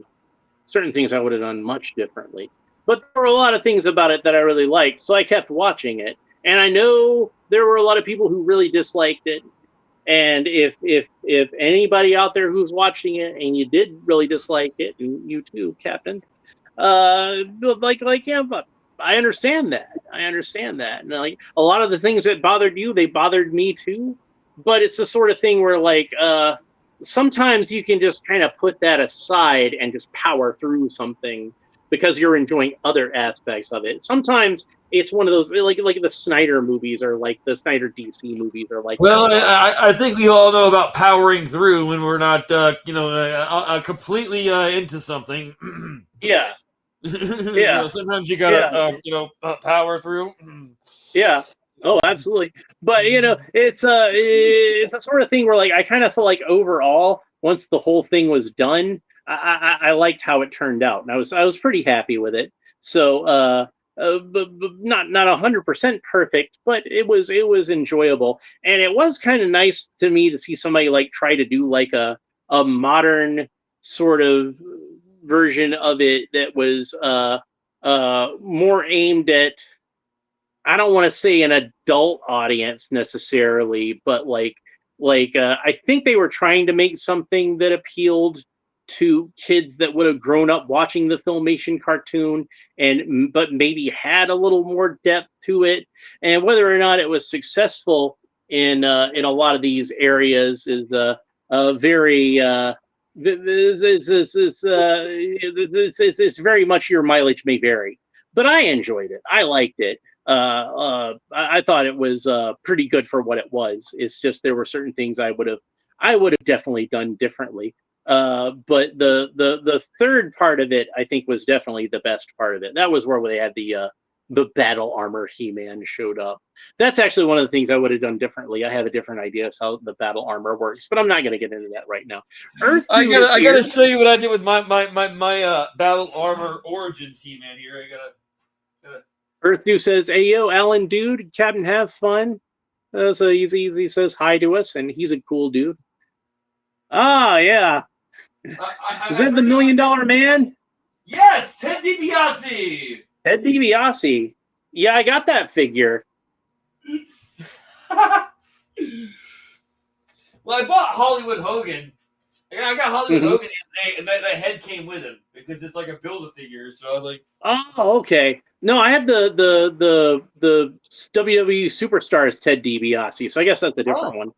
But Well, I mean, it's probably the same head, though. I mean, it's probably just, they just put it into they pieces might and have then, reused the same head, yeah, because you know. they do reuse some of those parts. A lot of the extra hands that come with the superstars figures, they're ones that come with regular wrestler figures. So I still have the Scott Hall over here that I need to open up that I hadn't gotten around to. So Scott Hall, that was I did cool not too. open up Bret Hart. You know, Yeah, I got Bret Hart also. I gotta open him up also. this version. No, not that one. The Superstars one. Okay, I like those I don't know. Superstars figures because they're compatible with the Masters Universe Origins. That one's really cool. I like that one. Yeah, this one is Yeah, this is compatible with the Masters of the Universe too. I would guess. Yeah. yeah, he's probably more in scale with Masterverse though. Well, that's no, not Origins. Yeah, Masterverse. That's what I'm looking at. Yeah, I Yeah. mean, and along with I mean, just like the Superman figures, it's the Yeah, same scale. So but I think I've mentioned before that my favorite wrestling match ever. I think a lot of people would agree with me is him versus Stone Cold.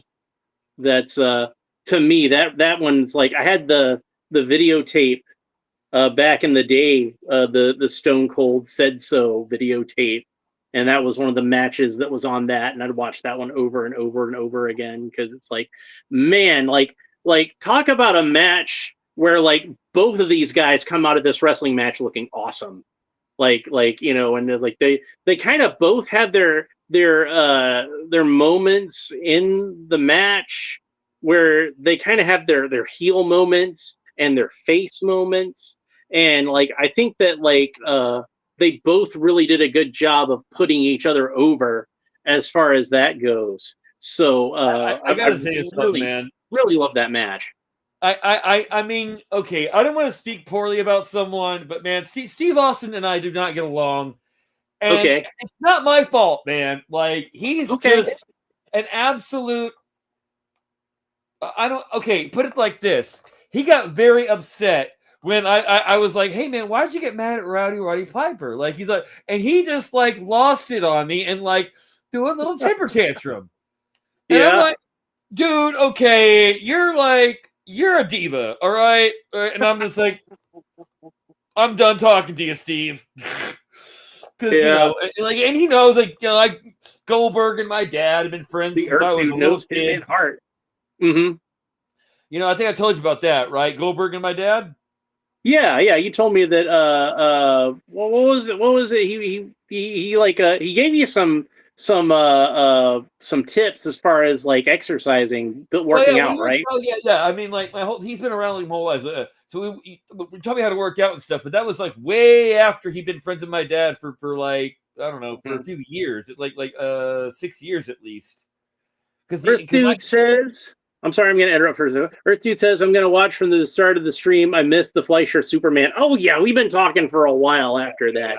But we yeah, love that's like Fleischer. maybe like the first hour or so. Yeah. But no, But yeah, somebody hit like I tried to get through Goldberg. most of that as fast as I could, just so that then we can just kind of BS for the rest of it. But I'm Yeah. sorry, you were saying I didn't want to interrupt you too much. This guy got like at a Falcons game or like after a Falcons game. It was the Falcons were at a bar, and some guy got drunk and hit Bill Goldberg's girlfriend, right? Oh, And my dad knew the prosecutor. My dad was doing security and stuff on the side as a police officer at the time. He was raising me, hmm and hmm so anyway, like he goes and talks to the prosecutor and tells him like, "Hey, man, like this guy's cool, and what would you do if somebody just punched your girlfriend in the face, or slapped her?" And I forget exactly what it was. And so the charges got dropped, and like Bill like was forever grateful to my dad because it was like a serious it was like a felony or something that he was going to be Yeah, charged like with. you would be. Yeah. And because he really beat the guy up bad. And so it was cool. They were friends ever since. And like I didn't get to meet Hulk Hogan the night that he beat Hulk Hogan because Hulk Hogan destroyed his dressing room. That was Yeah. wonderful. He was not happy about losing the championship No, to I can Goldberg. imagine. So I didn't get I never got to meet Hulk. hmm Well, that's one of But those things. Like Hogan is infamous for the sort of thing where, like, they'll try to have him in a match where he gets beat by somebody, and the thing that he's normally quoted as saying, like, "I don't think that's gonna work for me, brother." Like it's like he's got like that much control over his matches, and like occasionally you get one where yeah he'll lose to like Goldberg or the Ultimate Warrior or whoever, but for the most part he doesn't like to lose. So no, he's a real I mean, I saw how if you ever watch this reality show, of course, so it's staged, but then you get a kind of a feeling of what type of person he is, and he's a big baby too. I yeah. mean, a lot of these guys that you think are big tough guys. I mean, like Arnold Schwarzenegger got like out of his hospital bed and went down and banged on the door of the salon of the nail salon so he could have his nails done. I mean, what are we doing here? He was a tough guy. Starting to get kind of spoiled there, Arnold. So yeah, I guess it's probably hard to. I'm not making excuses, but I mean this is probably how it is. It's probably hard to get that far up to the top and not get a little spoiled. You probably have to be like a really grounded person to not kind of fall into that trap. You know what I mean? Yeah, well, because Like I'll like say this, like if you've fame is got a bit of a drug. everybody. if you got everybody around you telling you how awesome you are, like eventually you're gonna buy into that hype. You know what I mean? Like Yeah, it would be you'd have to be like a really, really down to earth, really humble guy to not at least a little bit start to buy into your own hype if something like that was the case. yeah. So When I was working on the film that I starred in, it did well in Europe, but we didn't get it released here because of rights and stuff. And everybody was saying, "Oh man, you're going to be a giant star." And I had people say, and I don't want to be, honestly, because I like yeah, I've always said I'd like my work to be famous, not me, because I like to be able to yeah, walk down the street and do stuff. Like my hmm, favorite actor is Michael Dorn, who played Worf. yeah, yeah. Because he can walk down the street and not be bothered. No one notices. You But know, he gets I to was act. watching. Oh yeah, I'm sorry, I didn't mean to interrupt. No, I was just saying he gets to act and have fun and do all the kind of things Yeah, I want to do, but like not have that the whole like because fame works both ways. It was kind of cool. Like everybody's like giving me all these compliments and like they hmm, wouldn't even let me eat like feed myself. Like I literally because I was like all the makeup and stuff. Like they had people come yeah. up to me and like hold like a cup up to my mouth with a straw. And like, are you done? Okay, great, great. And they would like feed me stuff. I'm like, am I a Hmm. king? What is this? Yeah. So that's what I'm talking about. You could very easily fall into that trap with everybody pampering you, and then you eventually get to the point where you're pounding on the door of the nail salon because you need your mani pedi. You know, Arnold Schwarzenegger. Stone Cold Steve Austin. Like I remember reading a story about how like early on in his wrestling career, when he was flat ass broke and having to live in hotel rooms, he'd buy a bag of potatoes and he'd be eating raw potatoes because that's what he could afford to eat. But eventually, then you get to be kind of a diva. Sean Franklin is here, so hi, Sean Franklin. Hope you're doing well today. Hi So there. always good to see you. See, we got some of my regulars stopping by. So Sean Franklin's a cool dude.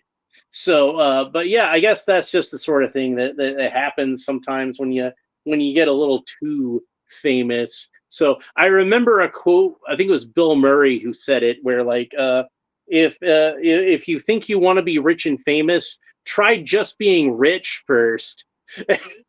And see if that does the trick, and don't do fame if you don't have to. So I Yeah, was I mean, thinking that. I know a lot of guys in the industry that like are way more rich than celebrities. Like one of my friends, he's dead now. He left me some money, very nicely. But he discovered Cher. He discovered what was that? What's her name? Dolly Parton. Oh yeah. His name was Sandy Galen. He also like Okay. produced Buffy the Vampire Slayer and like a whole bunch of stuff. But like Ah I yeah.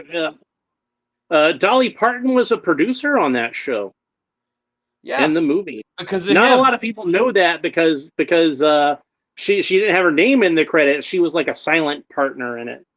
But it's because of him. It's because of my friend Mhm. Sandy. That If you just makes look up sense. Sandy Galen, you'll find a Yep, that lot makes of sense. pictures of her and him together. They were really, really close. That makes So sense. yeah. But and unfortunately he's passed. I mean, I was really sad. But when I used to go over to like he had a hobby of building houses and he would like live in a giant mansion like with a parking lot way down and like he had to like go up the hill and like because I remember pulling up to one house one night and I was like, there's like a parking lot there, just like a business. And I'm like, so I'm pulling into a parking space. I was about to walk up and I got stopped by like this guy just like walks out of the bushes and he goes, "Excuse me, who are you?" I'm like, hi, I'm here to see Sandy. And he goes, oh, okay. Yeah, you're on the list. Okay, you can go up. I mean, it was like, what the heck was that? Yeah. And then I get inside the house and the living room looks like a basketball court. And I go, Sandy, Mhm.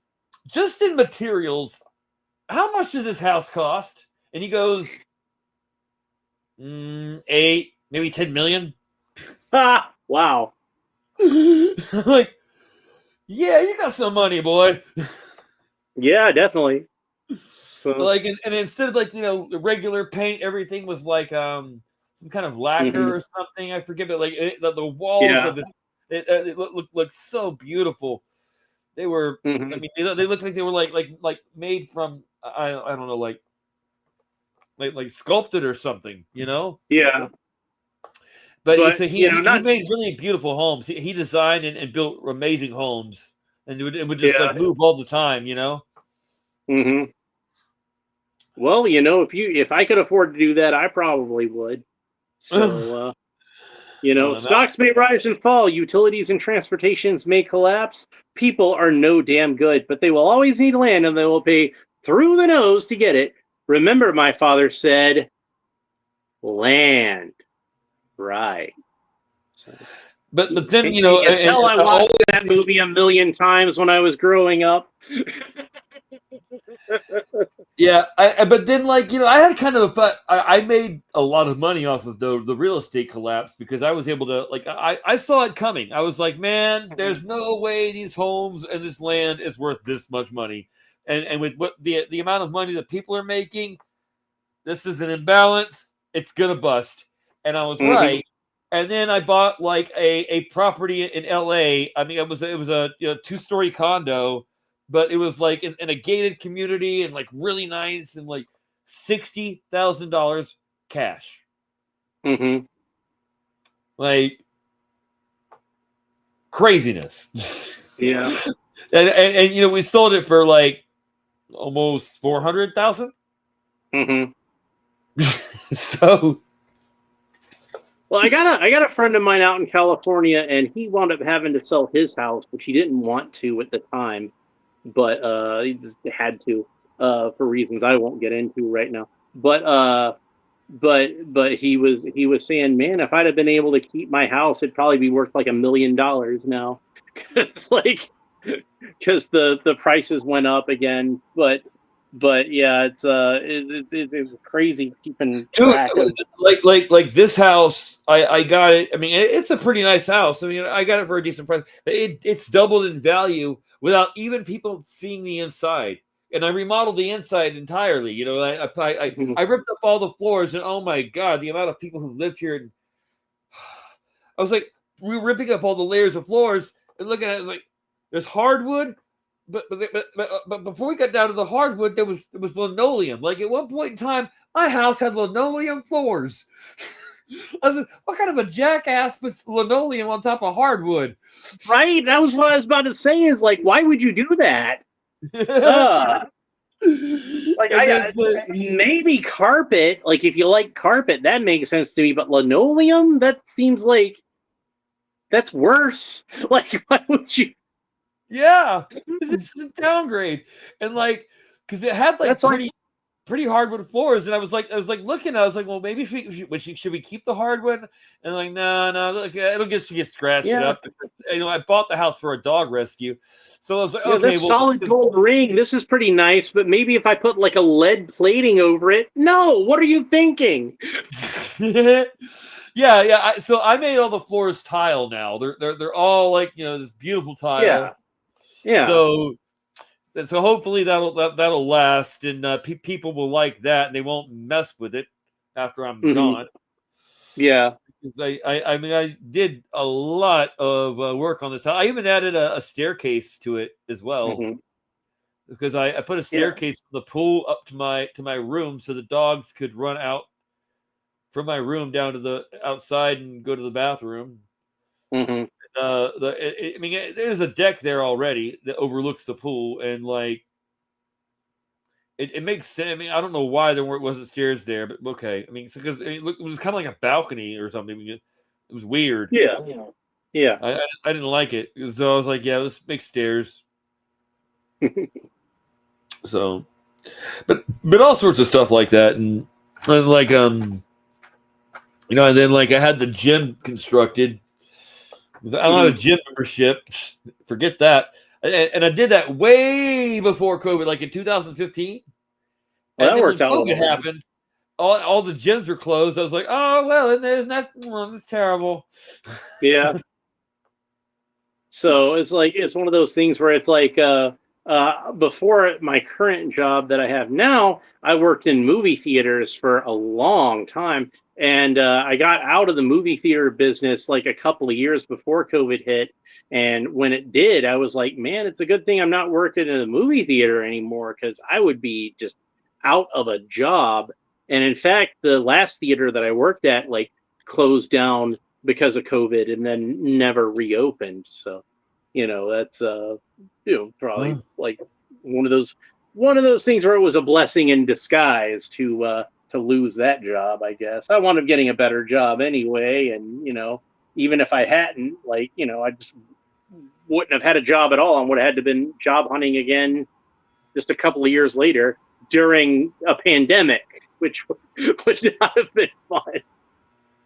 Uh, but Yeah, I anyway, felt for everybody who didn't have like a job or like didn't have money security, because like for us, like my wife and I were talking, like, man, oh god, the pandemic was nice, wasn't it? She goes, yeah, it was, because like she got to stay home every day. We just got to hang out and do everything because like our house is basically it's like a little mini resort, so we're like, yeah. like, we don't need to go anywhere. The grocery store is like it's open, so we go get Hmm. still get food, get any kind of thing we Hmm. want because we already order everything. So and my wife gets to stay home from work. Yeah, Hmm. all right. So I it was honestly great. kind of feel like a lot of places probably just should have stayed where people could work from home because there's really not any reason not to. A Yeah, lot of these exactly. cases, it's like, oh, well, we'll have more productivity. Well, not really. I don't think that's true. I think you just want to control people. It's all it is. Yeah, and waste Uh, money on office space for crying out loud. Oh God, it's yeah, just and all the traffic ridiculous. and everything. Forget it. If you can telecommute, do it. You know, And my like my brother-in-law, he still telecommutes, which is nice for him. That's good. yeah, So, a friend of mine from Thailand does that a lot. Uh, hmm. his name's Jim, and he lives in Thailand, and yeah, he's kind of got it made. I mean, for Hmm. for a guy who's single, that's because I think he's divorced. For a guy who's single and at his age, man, I mean, and if you like the kind of girls we do, uh, got it made because he makes Yeah, good money working for an American company. He makes like good money that, even in America, but in Thailand, yeah, that dollar yeah. goes far. I think I'd read somewhere that cost of living is like really low over there. So, Yeah, yeah. I mean, he lives like a king. So, hmm, that's got to be nice. So, and it's good warm work if every you can day. get it. It's tropical, beautiful women around you all the time. Oh, geez, how terrible! Mhm. Dang it, Jim. Well, anyway, it's been a lot of fun, but I Yeah, it's really getting got to late. get I need some to get going sleep. because my son and stuff. So I got a little bit of actual work to do before I go to sleep, and I really would like to go to sleep. I do have work tonight, but it has been a lot of fun hanging out with you. We'll have to do it again, hopefully sometime soon. Hopefully, it won't take us as long to get together next time. Thank I you told all for you see watching. my eyes. You see my nice blue eyes, my friend. I told Yeah, you I'm not. This ain't a costume, okay? All right. This is my skin. I'm just wearing the cape yeah, and gloves, my and you can see my eyes. yeah. I gotcha. That's how much I like for you, dude. I was willing to get the makeup. So Yeah. So there we go. Well, it blends really well, is the thing. So, you yeah, know, I found a makeup kit. It actually it says space something on it. It's kind of silly, but yeah, it has the it perfect exact. works. I mean, like I can brush it across into the Mhm. fabric, and you wouldn't even notice. Wow, that's cool. Yeah, So, I it was spot on. So I was like, yeah. all right. So I guess that's pretty much it for this episode. I hope you all enjoyed it. Thank you all for stopping by. Thank you for indulging us in our rather lengthy conversation after we finished talking about this really cool Superman figure that I highly recommend you pick up if you're into collecting superhero action figures. Take care, Earth Dude. Thanks for stopping by. That's pretty much it for this episode. I hope you enjoyed it. If you did, please make sure that you like and subscribe and all the fun YouTube stuff that I can't quite reach because I've got an extra screen over there. Leave a comment. Let me know what you think about this figure and the character of Superman in general, and especially the Fleisher cartoons. If you've got a favorite Fleischer cartoon, let me know that in the comments below. I like Arctic Giant. I like the Bulleteers. If you watch, I think it's the Bulleteers, or maybe it's $1 Billion Limited. It might be $1 Billion Limited. Might be both of them. The bad guys' headquarters, the exit to it with the door that flips down. They used that on Batman the animated series. Like I was talking about how like there was a lot of influence there. I'm pretty sure that the car the bad guys have in $1 Billion Limited was the actual inspiration for the Batmobile in the comic books. It's very similar to the original Batmobile. But anyway, that's it for this episode. Thanks to Captainhavfun for stopping by. Always good to chat with you, my friend. Like I said, can I ask something? Can I ask one thing? Yes. If your viewers don't mind, also check out my channel sometime. I do some of the same things. I'm not as great as Alan. Alan is the man, and I'm very thankful for when he has me on. I love talking to him. I love watching being bashful. Look at that. But yeah. So if you could like and subscribe to my channel sometime, that'd be awesome. Thank you. I do have some reviews that are not anywhere else. Like if you're like the Homelander Figma review, that's I'm the only one who's done it for some reason. So. And of course, YouTube's like it when you say like and subscribe. So when we say to like and subscribe, they'll send this out to more people so they can like and subscribe. And when more people like and subscribe, more people will see the video. It's a cyclical thing. So we like to say that on this channel. So that's always cool. Yes. So I'm trying to do more stuff on my channel now. Now that I've got the big. You're on, by the way. This is the first time. I got the big monitor in here, the 50-inch monitor, because wow. I told you I had to because the other one didn't. So you can see all the pores in my nose and everything. It's at least I can finally see you, because before you were across the room on a little monitor, and I'm like, I can hear you, but like seeing you was difficult. Now I'm like, there you are. Seeing me is very easy. It's seeing me that's difficult. You boy! Could probably hear me without. Hey, I think you're a stud, Alan. You're a stud. You're gonna make me blush. All right, brother. Well, let's call it a night, I guess. Yeah. So, but thanks for stopping by. We'll talk to you next time. Thanks for having me. Oh, no problem. No problem. My pleasure. Care. All right. Bye.